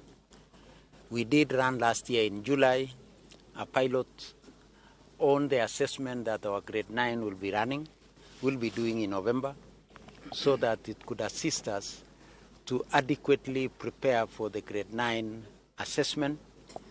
We used also the same pilot to do simulations on pathway placement, on school placement. We have already done mappings on our schools. Skunde sekondari mamalo dhi bedo gi lai ariyo mag somo kata career pathways ka achiel ma ochuno to en mar science. Gichikni migawo ni osechako gedo mar ute timo nonro mag science e skunde 1600 maonge laboratories mondo mi jopuonjre mag science thuolo maber mar tiegruok. We would want to make sure that all our schools run at least 2 pathways, with science pathway being available to every of our schools. And that's why I mentioned that starting shortly, we are going to build 1,600 laboratories in our schools, mainly our day schools, which do not have labs. We are also going to leverage on technology and deploy another 2,000 virtual labs. Kanyaka sani bende oseyiera put maloso chike ma ibiro tigo e yiero lai mag somo kod skunde sekondari mamalo ma jopuonjre gi dhiriworego.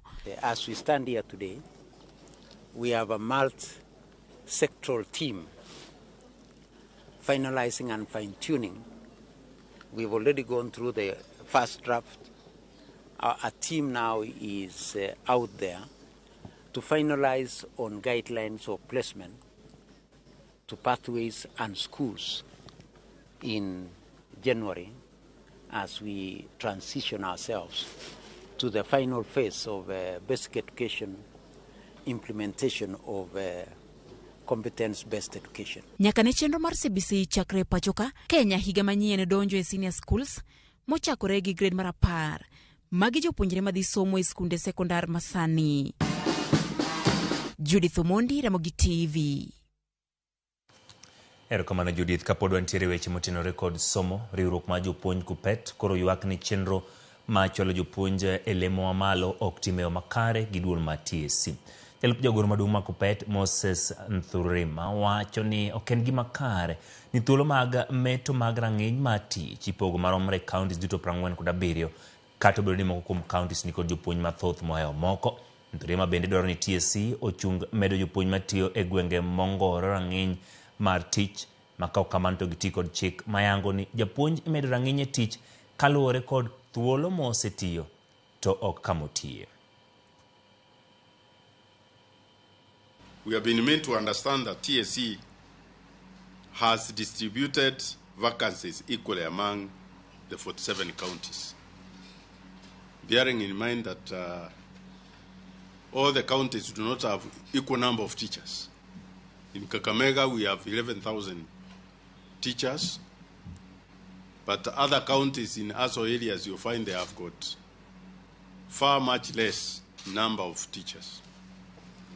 We understand that now the slots are being shared equally. And that one would seriously discriminate counties with a higher number of teachers like Kiambu. For teachers in arid and semi-arid areas has become a major cause of inequality in the service. The first track, which was intended to improve staffing in the hardship areas, is now a major cause of inequality in teaching service. Under the current appraisal format, the Commission is confirming teachers in hardship areas who have acted in an administrative position for only 6 months into their substantive positions when more qualified teachers are left out. Migao mathietho singo mawito kubura manegi chwale do madonjo ne jatuo moramora mamiyo manogoyo koko e midhiero mar okumba mar SHA elo tich ma Kenyatta. Jagoro mongere migao mathieth Harry Kimtai ochiwo singo makamano bang' jod bura kete kama deny kendo kama liet e okang' mar mako Grace Mulei mane ogolo mana ng'ur mare. Chris Owino ni kod ler mathoth. E odiochieng' mar ariyo mar jo od bura e gwenge mag Naivasha, jo od bura orido ne jagoro mongere migao mar thieth Harry Kimtai ewi miyo moro ma jatuo mane omonjoro ma jatend migao mar thieth e apisi mare mag afya ewi wach midhiero ma okwako okuma mar SHA. What happened was our cabinet secretary was issuing a press statement. Cabinet with a woman. Yes. And then all of a sudden we saw some group, we didn't know who they were initially. Wait a minute. Agree. Okay, women. Jatend jod bura mathoth Kimani Ichung'wa oketo Kimtai e mbero maliet ka odwaro ng'eyo ng'ano mane ochwalo bura mar mako Grace Mulei. Wach makamano omako wang' spika mar od bura Moses Wetangula ma onyiso sirikal ni apise sirikal gin kuonde ma japiny moro amora nyalo chopo kendo chwalo ng'ur margi. From what I have picked from the video, there was no fracas, no one was injured, and the needs to be in a public place, you cannot talk of Christmas. If I were you, in the interest of the image of your ministry and the public, I will be going to Wetangula kod jod bura onyiso Kimtai mondo owit oko bura mane sirikal odonjonego Grace Mulei, kwayo ma Kimtai orwako kendo singo mar keto e tim bang' yango ni migao mar thieth emane omako bura makamano. Honorable Speaker and honorable members, we've heard you, and since the minister is a complainant, we are going to review the case, and if there is need for us to we are going to review the case. Grace Mulei ne ong'wan gi obila e kinde mane odhi yudo thieth e osuptal moro e kaunti ma Nairobi, kendo ne otere nyaka e doho mane oweye thuolo bang' mako rambun mar shillings 10,000. Chris Owino, Ramogi TV. Wadhi e kaunti ma Siaya kama kaunti no keto ayanga chik mabiro konyo e bero ngima mine mapek, rowere kaachiel kod weche nyodo e kaunti no mondo kony e puonjo oganda weche bero ngima joma mine mapek kendo konyo jodak e yudo thieth makare. Kolose kinde keto ayanga chik makamano, Bernard Adala ma en achiel kuom jokanyo komiti mar thieth e kaunti ma Siaya wacho ni chik makama biro kelo thuolo mar keto omenda tenge mar konyo bero weche nyodo kod rito mar joma mine weche mag thieth. Cynthia Ndan ma bende en achiel kuom jokanyo kamatino bende medo ni chikni biro konyo e kedo kod lwenje mag udi kod kit chwech landruok mag kute mag ayaki kaachiel kod iye ma ohiu ma kwan gi pod ni malo e kaunti no. Wacho ni geno margi en ni okang' makama bende biro konyo e duoko chien tho mar mine kod nyithindo e kinde ma gikonyore. Ni chik ma waloso ni en chik madhi konyo wa duoko indicators wa piny. Kawacho indicators kawachako kata gi kaka nyiri matindo mamako iye machon e Siaya County wantiere atamalo 21. King'iyo mar Kenya duto en atamalo 15. Koro mano gimoro achiel kende ma kawaloso ma bill ni dhi konyo wa protect our girls nikech wadhi duoko indicators go piny mondo nyithiwa oyud kaka nyalo dhi school. Act ni bo konyo wa e Siaya kaka county mondo wane kaka wanyalo tayo jomodak e Siaya te iweche mag nyodo mano gin mine mapek, mine mobiro konyre, nyathi matin mosenyuol gi nyathi madongo. I realize no most times kasama iketo pesa to irang jomna facilities ma igero od moko but gik ma lich kaka nyuol rahia go samoro imiyo very less money. Koro mano en teko ma ahinya ma sheria ni miyowa odiochiengni. Ekwaro mko wuok e kaunti ma Siaya weche mag nyodo kaachiel kod rito joma mine, rowere kod nyithindo matindo. Wabokao yo mkono kamano kapoko kao yo ntie jogo maloso koda ero kamano Steven Otiwa mwalimu bore wachone na chiel kachiel in kaachiel kod Carol Steve Otiwa nyari Lovelyn Faiza Blessings Otiwa to kod Owodi Favor Trevor Otiwa ero kamano kumkete Ramogi TV. Steven Oginga governor inena waka intere Rodi Kopany ero kamano Homa Bay Dala ero kamano kumkete kaendi Odhiambo Andrew intere gwenge mag Ajigo ntiere Sakwa mano county ma Siaya Bondo ero kamano kumkete Ramogi TV. Winnie Otieno neno chiel ka intere Karachuonyo Kokoth Kata nituni ching manelo weche manyien biro no yo makare. Kenneth Matiba Makana inena ka intere Kakumba Wangetek ka mano gweng mane Kenneth diwacho no mondo wangeni ne gweng manero kamano. Omenda Nasha intere Nyakach kendo iwacho ni waneni wa mosi kawuone Ramogi TV sebedo kineno weche manyien to ok luong nyingero kamano. Omenda Nasha kumkete Ramogi TV. Odero Eve ka intere Madhare number 10 wacho ni chingi Manuel Awuoro kaka ringre yudo mana mapiero kamano. Odero Eve kumkete Ramogi TV. Jack intere Kitere Rongo University kero kamano kumkete kan kaachiel kod Awiti Jarodi ka intiere gwenge mago makiwacho na Anawiti Jarodi amor kod Fuene Moriso Kumu kod Duncan Odembero kamano kumkete Ramogi TV. Elizabeth Rapudo ka intiere Homa Bay kaachiel kod Otis Tinga Oganyo intiere Rapogi Kanyamkago in kaachiel kod Kidiga Davis, Ronald Leo, Ken Okoth, Kenneth Nyatol kod Kennedy Wasonga ero kamano kumkete Ramogi TV. Kikiri mabor nyakora mga juang poda antiere kod mathoth maikuni chenro marang'ich welo.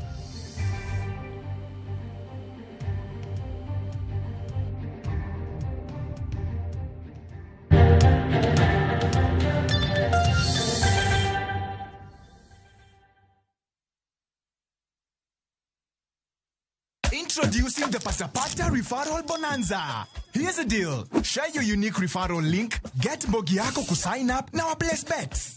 Alafu, earn huge bonuses na cash prizes just like that. Yes! The more you refer, the more you earn. Now sisahau, we have exciting games that will win you millions in seconds. Unangoja? Win na Mbogi na patapata.com. Refer, earn, repeat. Not for persons under the age of 18. Authorized and regulated by BCLP license number 447. Royal Mabati Factory Limited. Karinyiepo ni achiel kende machopo ni dwachi duto te magoyo witado mong'ith. Yud ber mag judo ma mos kata lipa pole pole plan. Ka ichulo atamalo 40 kende to iyudo ma olosi odiochieng' onogo. Kabende chak iga manyien mar 2025 gi offers magwa modhuro. Bende wakelo ni nono maonge chudo kamora mora ma intie i pachoka nyaka e dhot. Yuanwa tol e 0722 638 kata inyalo timo order mari kokalo mbui marwa ma en www.royalmabati.com. Chike kod weche mantie nyaka lu.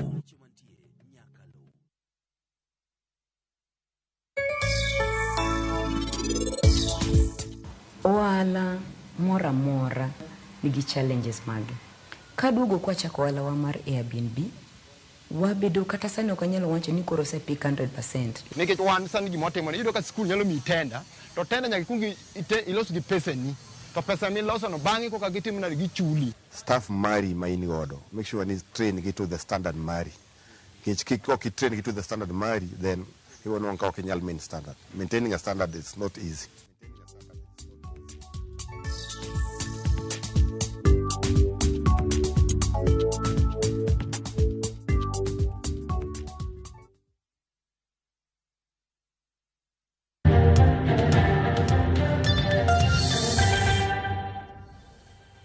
Erokamano kuom medo kete Ramogi TV.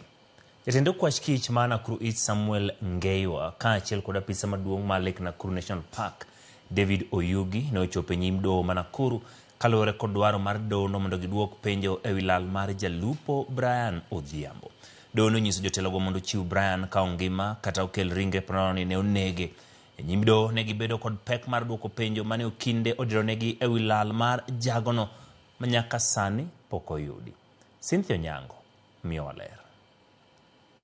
Ndalo 13 bang' lal mar Brian Odhiambo, min gi, jaode, jokidne ratich oganda, okinde kod jodak ma Nakuru ne ochopo e doho mar Nakuru mar winjo duoko ma apisa mar KWS kod nyawadgi mar okwach kich chiwo ewi lal mare. Achiel kuom geno margi ne en ni jotelogi ne dhi chopo e doho kod Brian kaka doho ne ochiko. To kata kamano, geno gi ne ogore e Luanda e kinde mane gineno jotelogi maonge wuodgi.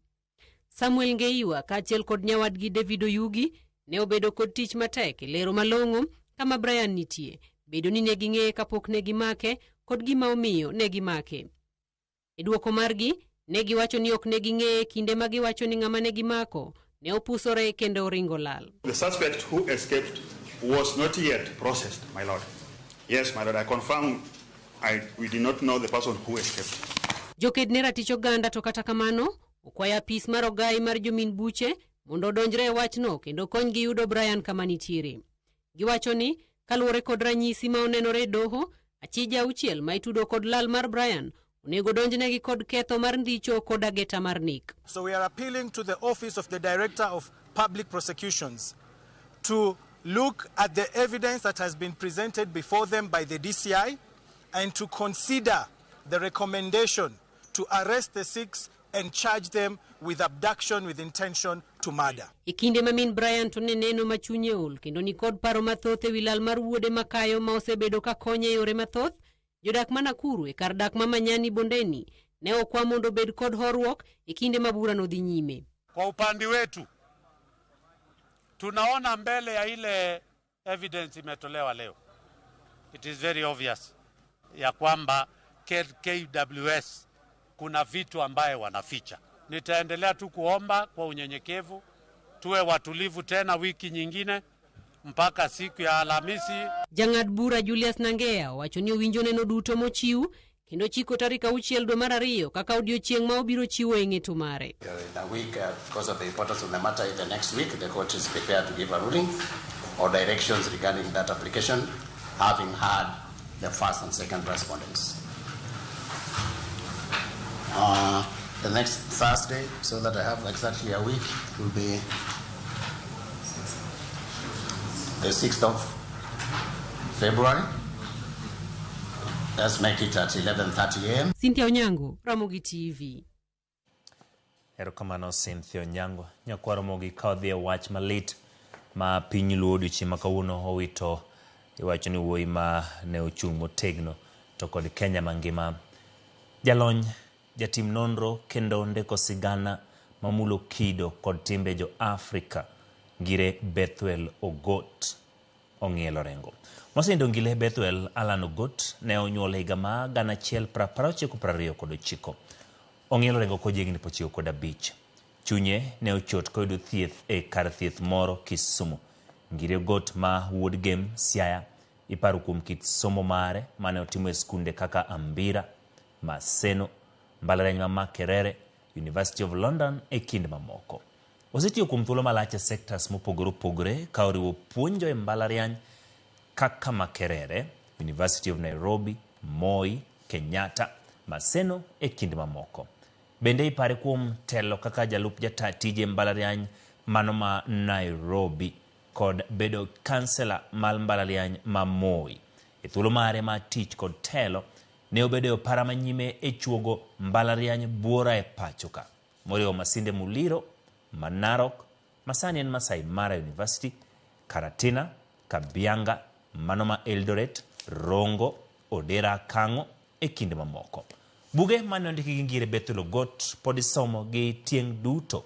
Mago buge kaka Sigand Oganda Luo, Sigand Luo kod Jirendege, Historia mar Kenya e kind mamoko.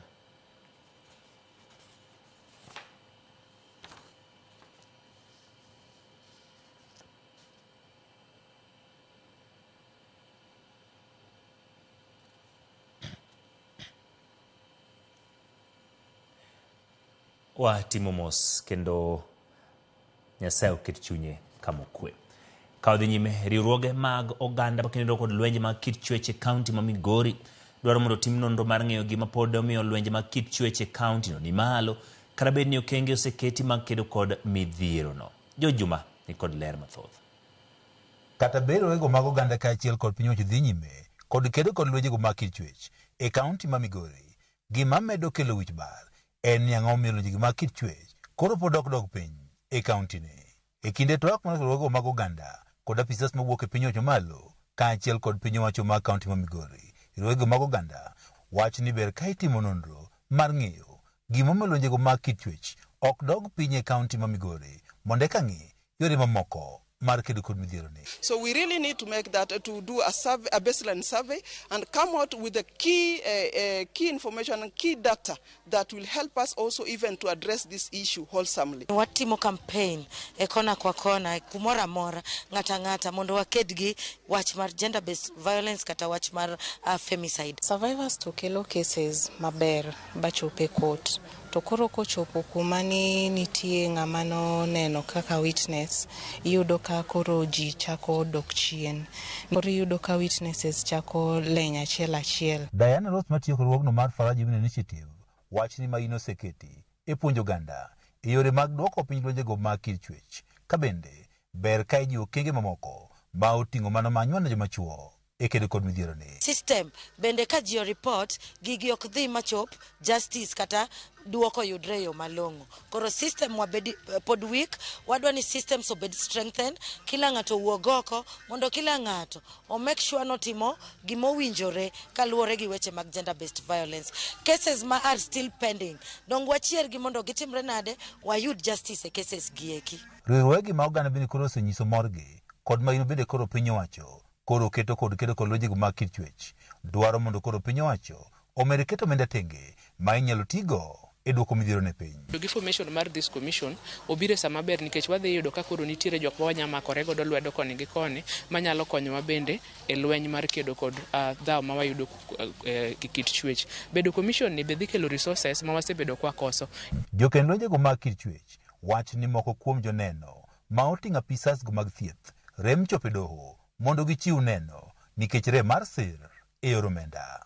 Clinical officers are always ready to go to court and again, offer the information that is needed. But again, the facilitation has been a challenge, especially when you need to facilitate the perpetrator, the survivor.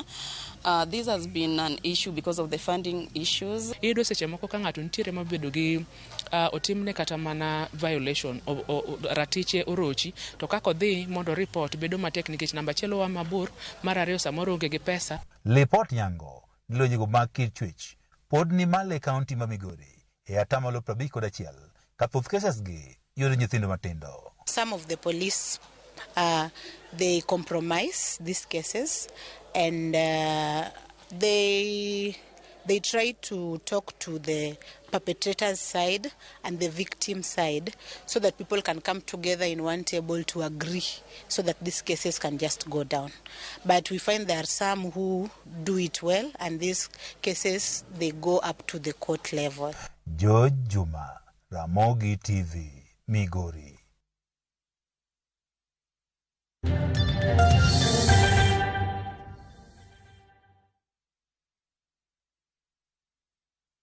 How do you expect me to live without Tasha? Look, sir, with all due... Viusasa brings you the most thrilling, emotional and inspiring dramas.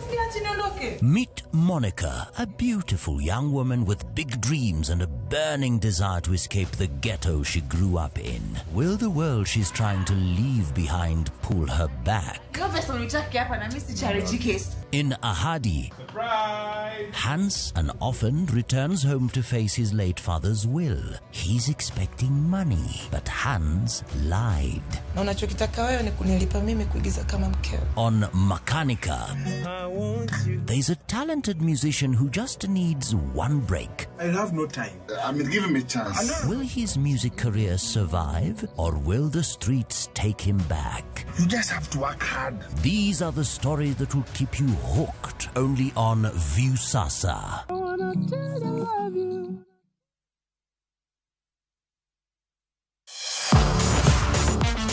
Ne thuolo mar yudo weche tuke duto nyaka mopondo.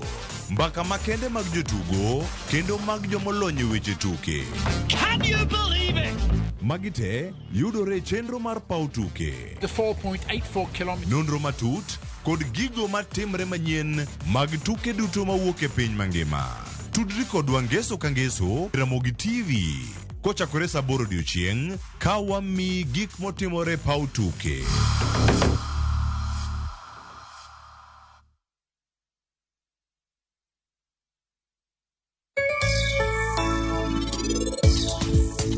Nikech wan sani gimotimo iyudo ka skul nyalo mi tenda to tenda nyaka ikungi ilos gi pesa ni to pesa miloso no bang'e koka gitimo na gichuli to ka ok iti maber mi kan pesa account mari onge kaka inyalo loso gir customer maka sama yur ka giri timo nade giri sa loso.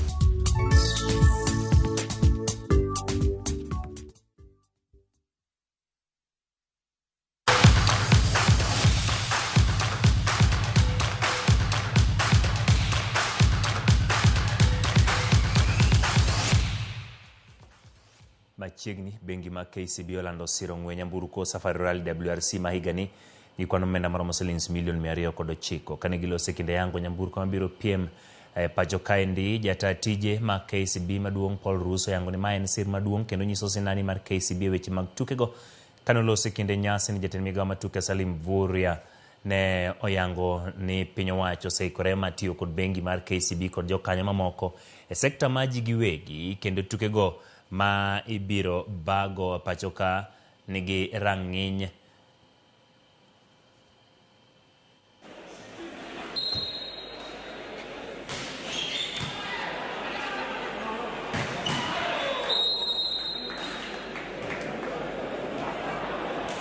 Game ya leo kidogo imetuponyoka, lakini niko na imani ya kwamba tungali na game 3 mbele ambayo tunaenda kufanya marekebisho, na niko na imani kutoka kwa hii third league leg tunaenda kupata matokeo mema.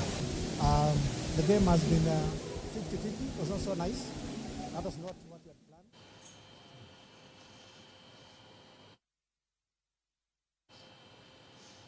Yakwaramogi mano kutenore kod tuke mag volleyball muneno kanya ne gin tielo mar adek mane ochakore odiechieng' ma kawuono karbedo ni teko mar stima ne okelo rochruok kuom kinde alap tuke makasani. Mineno kanyo en tim ma KDF ne oloyo APK sets 3-0 ka sets go ne rumo 26, 24, 26, 24, 25. Tugo machielo Kenya Prisons ma Nairobi ne oloyo Western Hatari sets 3-0, sets no rumo 25, 19, 25, 25. Team mar Kenya Forest Service ne oloyo KWS sets 3-0 ka Trailblazers nyono Nairobi Prisons tukego biro dhi nyime odiechieng' ma kiny alap 1-0.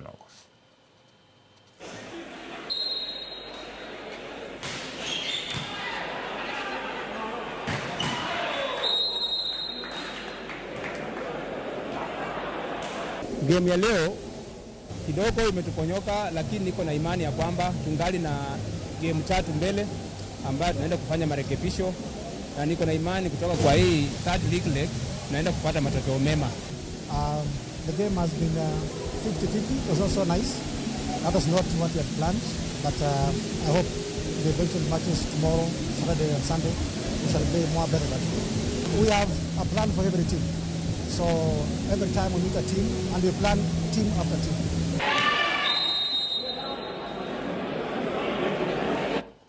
Kawadoke lipot mwakelo ni kanya kwa mgajwang bengi mar KCB na Orlando Siro Ngwenyamburu kwa Safari Rally WLC mahigani ikwano menda maromo shillings million 209. Kane gilose kinde yangu Nyamburu kama biro PM magoma pacho ka jatiji mar KCB maduong Paul Russo yangu ni maen sir maduong kendo nyiso sinani mar KCB e tukego.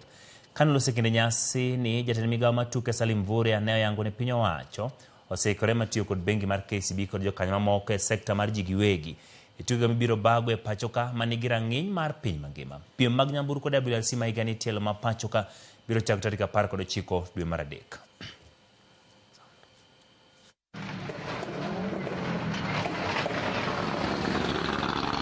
As we talk about Safari Rally in March, we also take cognizance that we will be inviting KCB and other partners to also participate in CHAN and AFCON as part of the private sector engagement. This year, we are announcing a renewed sponsorship towards 2025 WRC Safari Rally. The bank has put aside Kenya shillings 209 million towards this.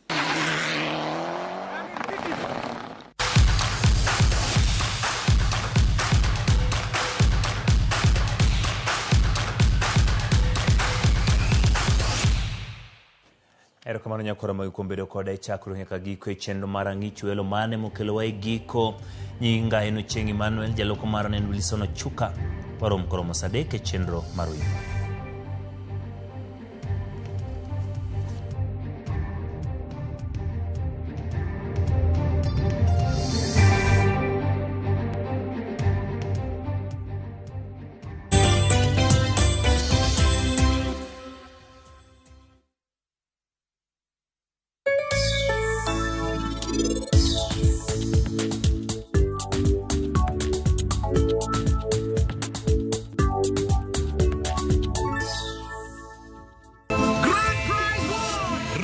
And win big with the WRC Safari Rally 2025. Open or deposit into a KCB Gold Savings account and stand a chance to win. Revisha and feel the road.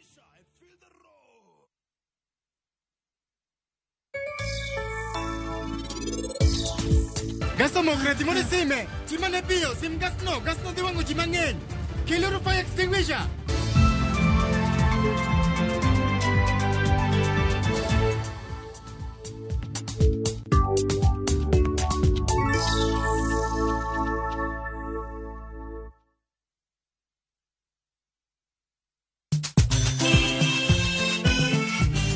Negin sigendni lakini aningeni samini bazuma ze najichwadi tu Yeseche mag thum mane oda mimi nalo jambo la nisombo wakili wadwaro ng'eyo kama gik moko duto ne odhi maber kod kama ne ok odhi maber. Olene ni chiega to jonyuol ne jolemo kabisa ko nyoke dwan jathomo nyomyargi koro nobimo maya olega Ng'e wende weche mopondo kod chiwruok mane omiyo gibedo jothumbewa. Atemo kano sigana mag joluo. Gini chakruok mar gimoro nyaka bed ga gi gikone. Safar ma wan go mar music mar thum en safar mabor. Riwri kod Solomon Atito Kafaya e chenro mar ng'e jothumbewa. Tich Abich, Sari Okinyi, kik bai.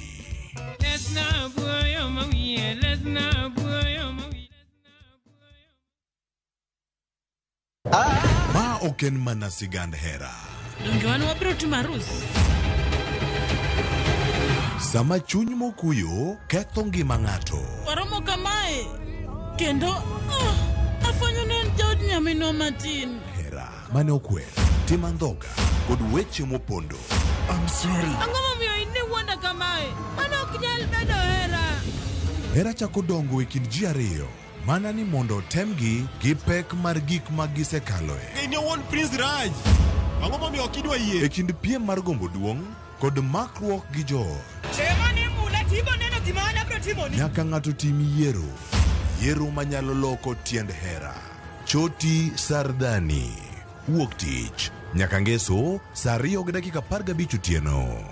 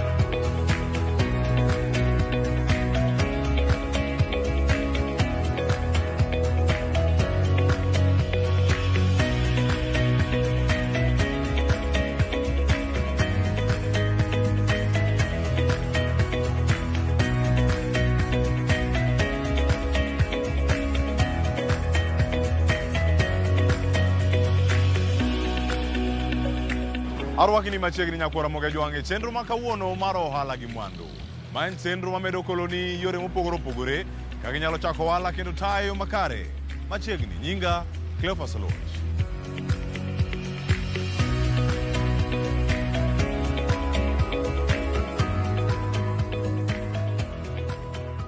Nyakwara Mogejwang' ka wachako ohala gi mwandu e jumani wadarango kaunti ma Kisumu sigand Emilia Dhiambo. Mabende siso mare mar bero sekta ni mano mar limbe kata mar hospitality oganda mopogore opogore bire kaunti ma Kisumu kendo gidwa ng'eyo kama ginyalo nindo. Mano emomiyo kawuono entiere gi kare mar rwako welo kaachiel koda ohala mamoko motimo e bwo kambi mare miluongo ni Atupe Enterprises. Nochako nade, odhach kode nade, to moro mane moyudo iye ka to bedo tiyo gi mbui yo machal nade mag uso mwanduge. Wawinyane sigande kaka nochako e kaunti ma Kisumu.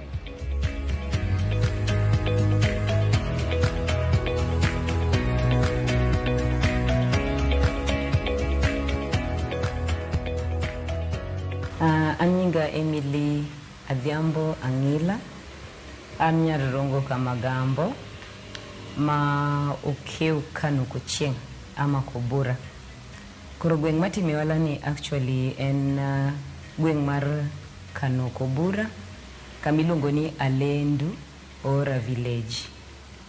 Yes, koro kamontiere wantiere Nairobi Kisumu Road ama Ahero kiro tinyalongo ni Ahero ama Kisumu Ahero Highway. Koro kakiyudowa kiwuok gi dala mar Kisumu tibiro Mikal Nyamasaria. Koro wantiere between Nyamasaria to gi Rabuor. Koro kapok ichopo Alendu Shopping Center to wantiere e badi ma korka cham. Ohala mwatimo waluongore ni Atupe Enterprise Limited. Koro e Atupe Enterprise Limited kae wan gi ohala mopogore opogore. Mokwongo wan gi Airbnb fully furnished apartments magin bedroom ama 2 bedrooms each. Then kopogore gi Airbnb wantiere kod rooms mar single rooms and suite matine ni en gi cho gi buffet iye mwatimo bed and breakfast. Kopogore gi ohala mar bed and breakfast gi Airbnb wan gi Atupe purified drinking water. Koro waloso piwa iye ka makata wendo amobile e apartments wakaini ok nyiew pi. Pigegi watimo be branding. Ng'ato dwa timo arus, ng'ato dwa timo nigi liel. Koro ikelo nwa details midwa ni mondo wagoni gi picha, midwa ni mondo waketni kor picha, to watimoni waluongo ni customized services. Kar rwako welo Emily Angila manasewacho ni ancha. Professionally I'm a hotelier.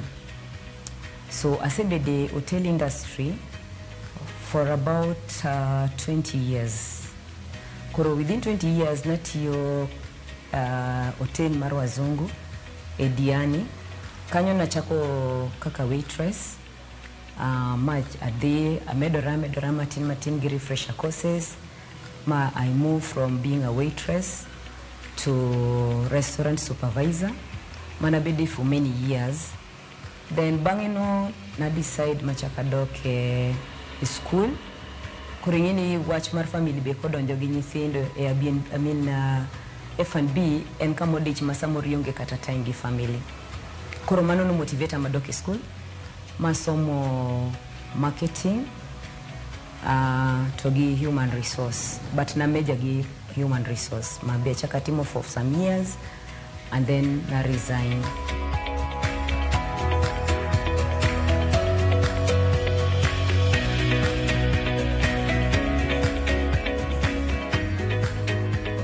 Kuro in the course of our building kana biro tunoda ke Airbnb. And naneno loopholes mantiere being ni ama hotelier, I'm exposed. Asiwuotho kuonde mopogore opogore aneno kaka gibe gipango rooms gi, gipango gige gi service. Koro kuonde mane wabire ne oko meet standards manang'iyo godo. And then at that time kanwa biro to kanwa gedo ne an managi idea mar manyo old Lamu furniture. Actually I was looking for an old Lamu furniture door for my own apartment. Koro bange kanwa dhi to aneno ka ayudo every time kwa there that go down to ido kombe mopogore opogore furniture mopogore opogore ma before I realized I had a whole go down of Lamu furniture utingo kitendni to tingo kombe kuro ido kwa ging'eny kuro paro ni wanyalo uso gi to kona biro Kisumu taneno ka ok gidhi to being ni kura sewuotho kuonde gi bianno gik mantiere then I decide ni kuro wan gi rooms kech kan wagero ka to naparo ni watimo mitumba and at the same time wanyalo rent rooms gi mana jok ma uso gi mabede for a whole month to chulo rent ma kawaida but kuro kana sewuotho kuonde mag Airbnb kuonde mona dake gi mayudo kaza services gi nokomorai nya Kisumu kae tawacho ni I'm a hotelier, and the idea, I have the exposure, I have the furniture. Why don't we turn these rooms into Airbnb and make something out of it? So that is actually how the idea of Airbnb came in. Oala mora nigi challenges magi. Even life itself is a challenge. Waking up in the morning does not guarantee that you'll go to bed in the evening. Kurada niso ngata ma dwa chako wala nyaka bed gi chuny motegno ka wachako ka kaduko chien ka taka doke chien mar dire mane wa uso mitumba. You can imagine kane government oloro mitumba for 5 months okwa usi ichulo rent mari ichulo steam or whatever it is ichulo workers to teach to lorni mago gik manyalo goyo chunyi kabisa kadugo kwa chako wala wa mar Airbnb wabedo kata sana okanyalo wacho ni koro se pick 100%. Like today it is like almost fully booked. Rarely do we reach such levels. Makoro the house is full. Koro angima nyalo ngiso ngat madwa chakwala nyaki miri time. Mano is what has kept us going. That we give ourselves time and most of the time we don't personal savings magi mundi meet your expenses. We have a pool that is running, we have staff, we have electricity, all those. Nyakati chulgi. Some are government statutories. Nyaki chul. Koro, at that point, ka ingama chunyi all, samoro tek minyalo wacho ni awera gi tijni. But kura na nyalo nyisini kik chunyi all, miri mana time. Nyati be nyuolo to okodong dichien. Nyaka mama gi mak age, dwecho chiko, ochak wuotho, things like that. Mobed dhano maduong. It's the same, gi biashara mora. Miri time.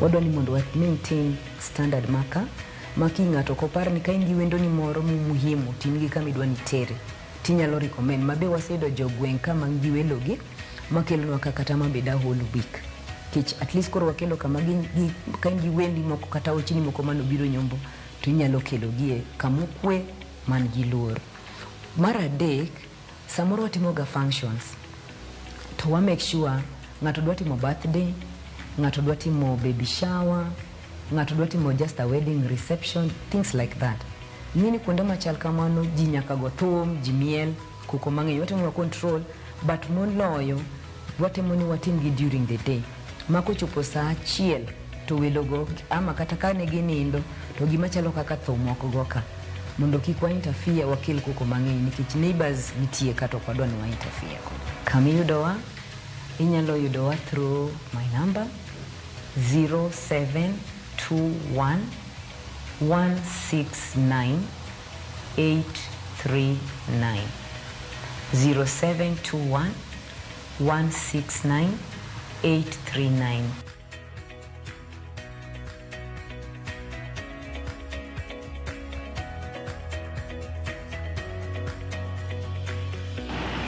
Kama chalo nyakuna mokjong bang' winjo sigande mile dhiambo wagwe ng'wech kendo donjane kaunti ma Homa Bay aluora mambita ka waromo kod wuod Nyakach ma en Esbon Dondi. Sigande en mano mar chiwo geno ne jogo madwaro tiegre kuonde mag tiegruok kabila mag TVETs. Ne adieri gino ma somo inyalo kete tim kendo nyalo kelo ni yuto mari. Otimo ohala ni mar welding kendo wang'o chumbe mopogore opogore koloso mwandu mamoko. Tich makama osedak kode yo machal nade. Tije momiyo jok moko kachiel koda kanyuola mare. En mor mane moyudo tich machalo kama. Esbon Dondi miyowa sigande kaka nochako kendo kako dhach kode e boma ma Mbetai County ma Homa Bay.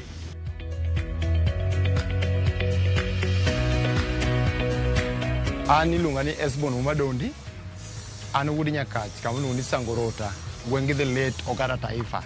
To sani atimo ohala Mbita ka. Ohala ma atimo Mbita ka atimo ohala mar welding. Welding nasechake asebedo kod almost about 15 years. To kendo aseneno kokonya momiyo ayudo kata ma pesa na moro magero nyaka dalana Mbita ka. Ka iluongo ni Esbon Dondi Metal Works. Mane kama gik miloso mabeyo nitie, waloso gik miluongo ni dhoudi, waloso container, waloso stand mag pi, makata kineno ka tie stand mag pi. Gik maketo ka magi display. Ma ka ng'ato samoro nitie ga customer moko trust funde. Giparo ne ka gimiyo funde pesa, funde nyalo lal negi pesa. Omiyo na golo gino kuom pach ji ni ka trust ng'ato. Mieme ng'ato tijo timinade otimni. Omiyo magi aketo samoro nitie jomoko mobiro e leave ma samoro dwani mondo dhi ogol dala mondo giyud kaka gichako gedo. Koro gibiro giyudo gimoko oselosi. Koro kae kama iloso gik mabeyo, Dondi Metal Works ka. Kibiro ka iyudo ka loso dhoudi mabeyo moket ka.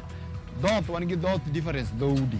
Wan ka gi joma tiyo gi luongo ni substandard Z. Substandard samo ng'ato tiyo gi Z ma substandard ma beche siling 700 kata 600. Emiloso go driza. Wan tiyo gi moko luongo ni standard. Koro wan gi substandard, wan gi standard Z. Koro jomoko tiyo gi gik moko ma light mondo gilos go pesa, but wahero ga mondo oti gi moko ma standard mondo mi kikete dhoudi kata kini tich Nairobi to ng'ato ok nyal muko dhoudi. To kitiyo gi gik moko substandard to mane momiyo dhano iyudo ka ng'ato samoro tur kare because nolos ni moko nikech ohero gima cheap. The challenges mwaneno ga iyudo ka seche moko iyudo ka simoko iyudo tenda e skunde gi. Idhi kata supply kata mana locus kombe gi kitero mondo mi expect ni yud pesa ni. Iyudo ka seche moko pesa ni kwamo kabisa mondo mi yudi. Kaka an naloso kombe moko iluongo ni school moro ka nyaka nalos moko from January nyaka sani. Pesa na pod nitie skul kanyo mang'eny. Koro miya watemo kwayo skunde kadipo ni ng'ato loso gimoro tema tek mondo ichule because ineno from last year nyaka sani manyiso ni koro dhi almost 2 years ka pesa ni okwamo. Koro watemo kwayo skunde kadipo ni at least imiyo ng'ato tenda mondo timni gimoro teme matek kata ka ng'eny to bed around 6 months mondo kik ohala ng'ano puodhi nikech samoro no ohala no gima ni loso kombego samoro idhi yudo kata ma siling moro 10,000 kata 5,000 to kobudho for almost higni mang'eny mokalogo tiyudo ka koro iyudo ka pek nitiere.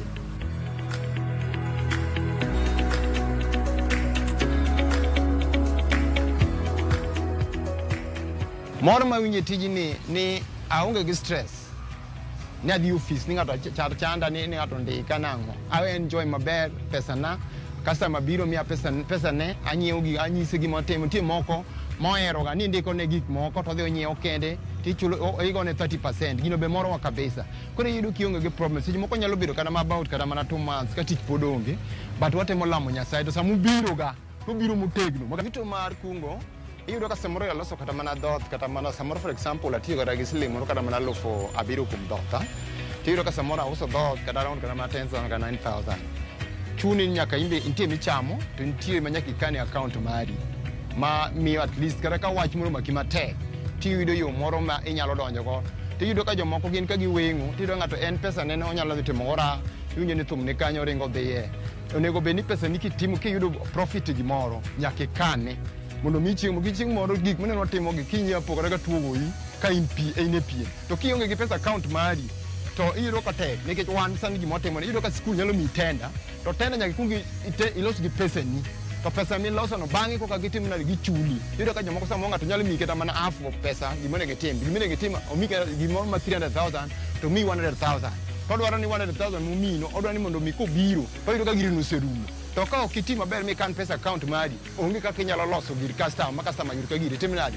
giri sa loso. Mi wa encourage wamo ok dwa tamre mondo king'ato yaw welding ka in gi capacity because gigi dwaro mana pesa kionge pesa malong'o to kinya yaw welding because onge customer mabiro yie ni no obiro welding mari to yudo kikawo machine mar welding iketo piny to gimi wang'o moneno manyiso ni ng'ani weng'o onge. Ng'ato samoda mikera mana deposit kata ma 200,000 to neno ma kama sini miketo piny tema tek at least iloso gimo maber ma ng'ato neno tiwinjo ka ng'ato mor niya ni welding madhien en welding maber. Namba na en 0707 5379 33.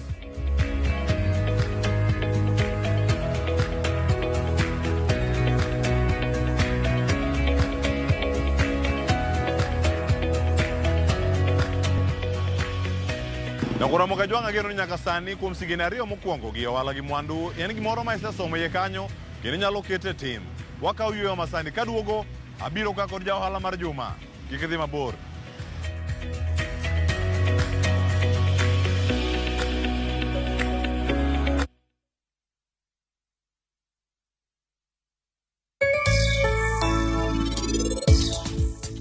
Kile ka jidongo wuoyo ang'o midonje? Nang'o kika wuo? Ka wayo ni ema nyalo wuoyo gi danwa marach kamano. Initama wuoyo nang'o? Karan, adani mondo iwinja maber.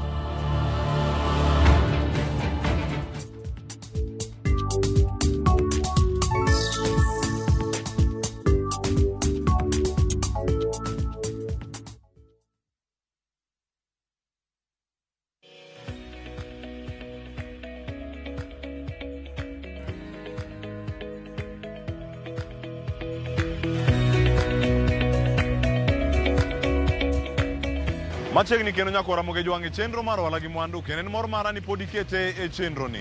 Kama medo tudore achiel ka achiel ka medo somo e yore mopogore opogore ka ginyalo bedo ka ichako ohala kendo itayo yo makare. Omiyo inyalo oronwa ote mari SMS line omena 3600 e mbui mar Facebook kod mano mar YouTube en Ramogi TV ka chenro en mar ohala gi mwandu.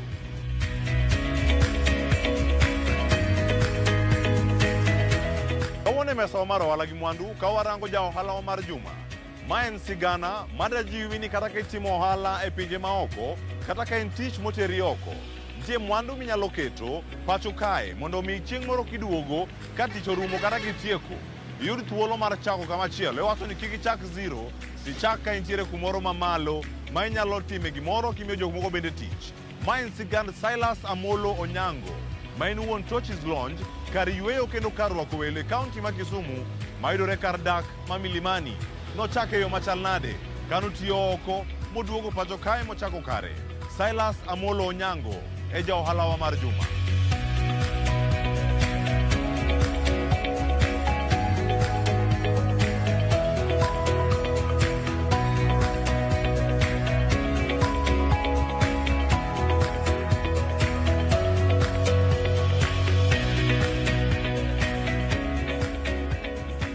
Nyinga en Silas Amolo Onyango, but atiyo gi nying mar chef Silas Amolo Onyango. By profession, I'm a chef for over 40 years. And I team a lot of things. We are the first, I would say I was the first chef, 1992 nyalo confirm. I don't know, gold medal in Europe, Birmingham, Europe, Hotel Olympia, my Olympic my chefs. Ka kanyo, atiyo, adhi nyaka US, atiyo US for a short while. I do go back Kenya. I took 3 years. Then I chako business mara. Kana bedo kuro. Ngato mzungu moro no approach. Moisane no Silas. Kia Africa, ibiro America. Ukibiro ni mondo ndiki. Ibiro ni mondo. Bedigi mentality ni ubiro ni mondo indiki ji. Mano agree na pasture. Maka. Mano was a secret I was told. So kana chako timo ayao transportation. Dongo ni Revelation Carriers LLC in Dallas. Na angi trucks aburu na timo Texas. So north all over US. So atiyo kanya nyaka last 2022. So I got tired. I decided to come back. When I came back, I remembered my profession that I'm a chef. Gima yalo nyisi ni uok America duo ka ok yot. But gima konyo manyiso yawa maka kata manoko.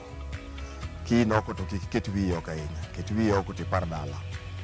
Kana ntie oko nabiro ka almost every year from 2009. Every year naduwa Kenya, naduwa Kenya, gik manatimoga giga manaweka manang'eyo. That's why kana duogo to nok tek nadonjo. Kaduogo to adongo ka an gi platform manyalo donjo straight. Okawa like 4-5 months manda settle. Nan gi some properties manaseketo kachon. Makocha mokwongo, mano is my property. So kana biro chon na lease out. To ka lease out kaduogo to no, there's no point of na lease out. Ka an gi kara manyalo chako go sam. So imeka biro ta yao kocha. Ka yao kocha within 4-5 months koni ne run to koni non stop. Ma nok mara. Koro wuon ka no approach ani binyalo run kocha. It was no kethore, gamne run no kethore kabisa. So na keto some money in this, more repair the place, more repair the rooms, more get everything in the rooms. Kechuelo mane metu kucho ne kwayan to wapanyi. Wasemer wadhi nindo kanye. Saonge kikuma ji ninde. So nako ni okay, wakawa kocha mnaran. So koni wan gi rooms 12. Kocha wan gi rooms 10.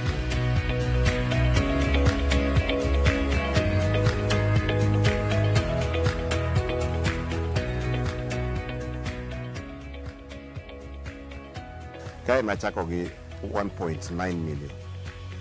Maloso go ka magero, but Podi needed a little money, but manu just to start. Kech kaka nine statement here. But manu to koro with us kind marry. So it's kind place marry is cheaper. Kech okay we get a lot of money. Gimanya lo achone ngama do chako wala. Mokuongo nya kiki team gimo kipare nyalo timo. Manu gimanya lo nyisi. Kech jomoko ne ngane timo gini koro imbe dhi timo gini. Kapok ne time to kike dhi time. Manya mari minyalo timo. Kain mari ni timo service. Kain mari ni timo kitchen. Kain mari ni timo in management. Manya line mari then you grow. You grow line mari chaka kama ten. Tidhigo mana mbele mos. Make sure ni kain let's say ni koro kaka kitchen. Staff mari maini odo. Make sure ni train get to the standard mari. Kiki train get to the standard mari, then you want to kenyal main standard. Maintaining a standard is not easy. Chako gimoro yot. Tino wanka kisecho bediere samone lo warpe. Manok ber. Kaki dhi mbele no, nigi dhi mbele gi that standard. Yes. Koro gimanya lo wacho ni wala to ber. Wala kiki bet ni iketo wi ni ndiki tich apana. Wala en gimo nego tim ke samia wala. Tiere jok mabe ndiko mabe tiere karika mabe i promote tiyo go together. Yes, so sami grow you make sure ni gimbe gi grow kikiwegi ni gintie ni kin staff me awacho choni ka what you kaka staff what one staff we grow together in a family we grow kaka together your problem mar staff mara and problem mara and problem mar staff mara.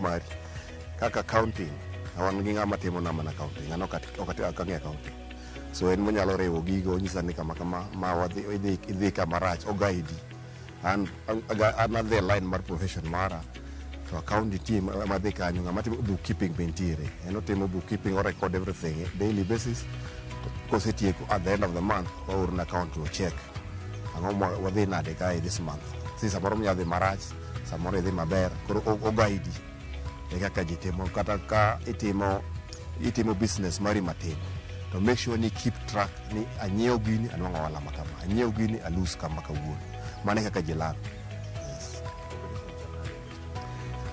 Yes. Yeah, mano is another thing. In competition Kisumu ka is challenging. Mokuongo challenge ni kaka na wacho cha ngato neno ne timo gini embe koro timo gini. Again, people like copying, but it's not copying. I watch any can really copying in cage. It's just business, but cooperation is there. You might want to do team Kisumu magombo kabisa. You compete in the right way and target one Kisumu or obeyed a city manyalo bedo an hospitality city. Makawelo biro to welo more, magininde. You share ideas.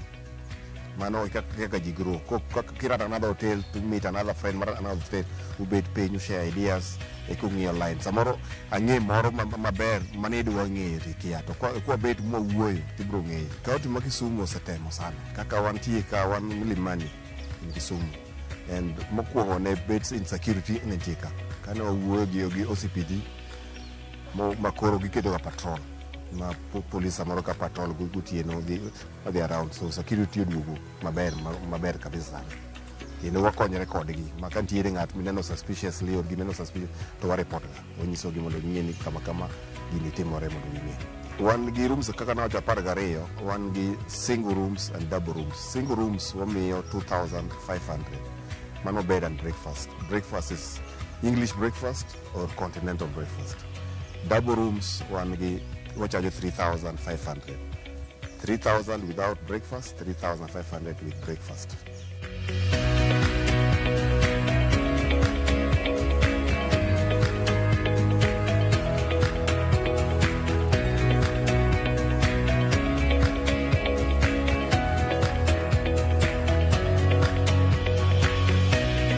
Kidwa biro kae maber kabisa ikiwuok Nairobi. Kae ndi en Milimani area in Kisumu. So ibiro gi Obote Road. Kae tidonjo yo madhi Central Primary. Kikete Google Map be kae ngi simu mar smartphone. Keta Torches Annex kata Torches Launch inare. Keli nyaka ka. Kichopo ka ruaki askari nitie kama ruaki maber, waruaki reception nitiere, waruaki maber room, kendo wami room. Kidwaro biro ke booking kata online inyalo dhi hotel.com or expedia.com, travelers.com. Kidhi mano ibro neno, type in Torches Launch Kisumu, ibro nyisi all the rates, time ni book mondo wang'ete. Namba mar simu mara en 0703112433. Anuwayo 0703112433.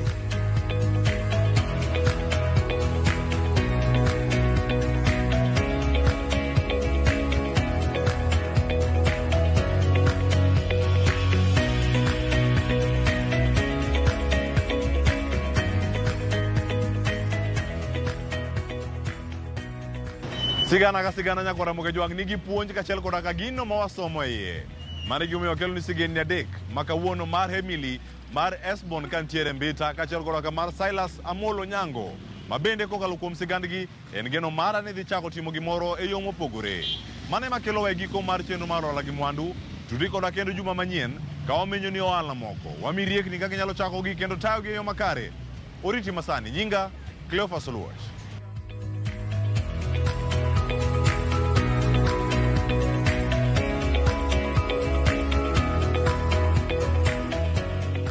Mondo mine chenro ni kod mamoko mag ohala gi mwandu. Donje viewsasa.com.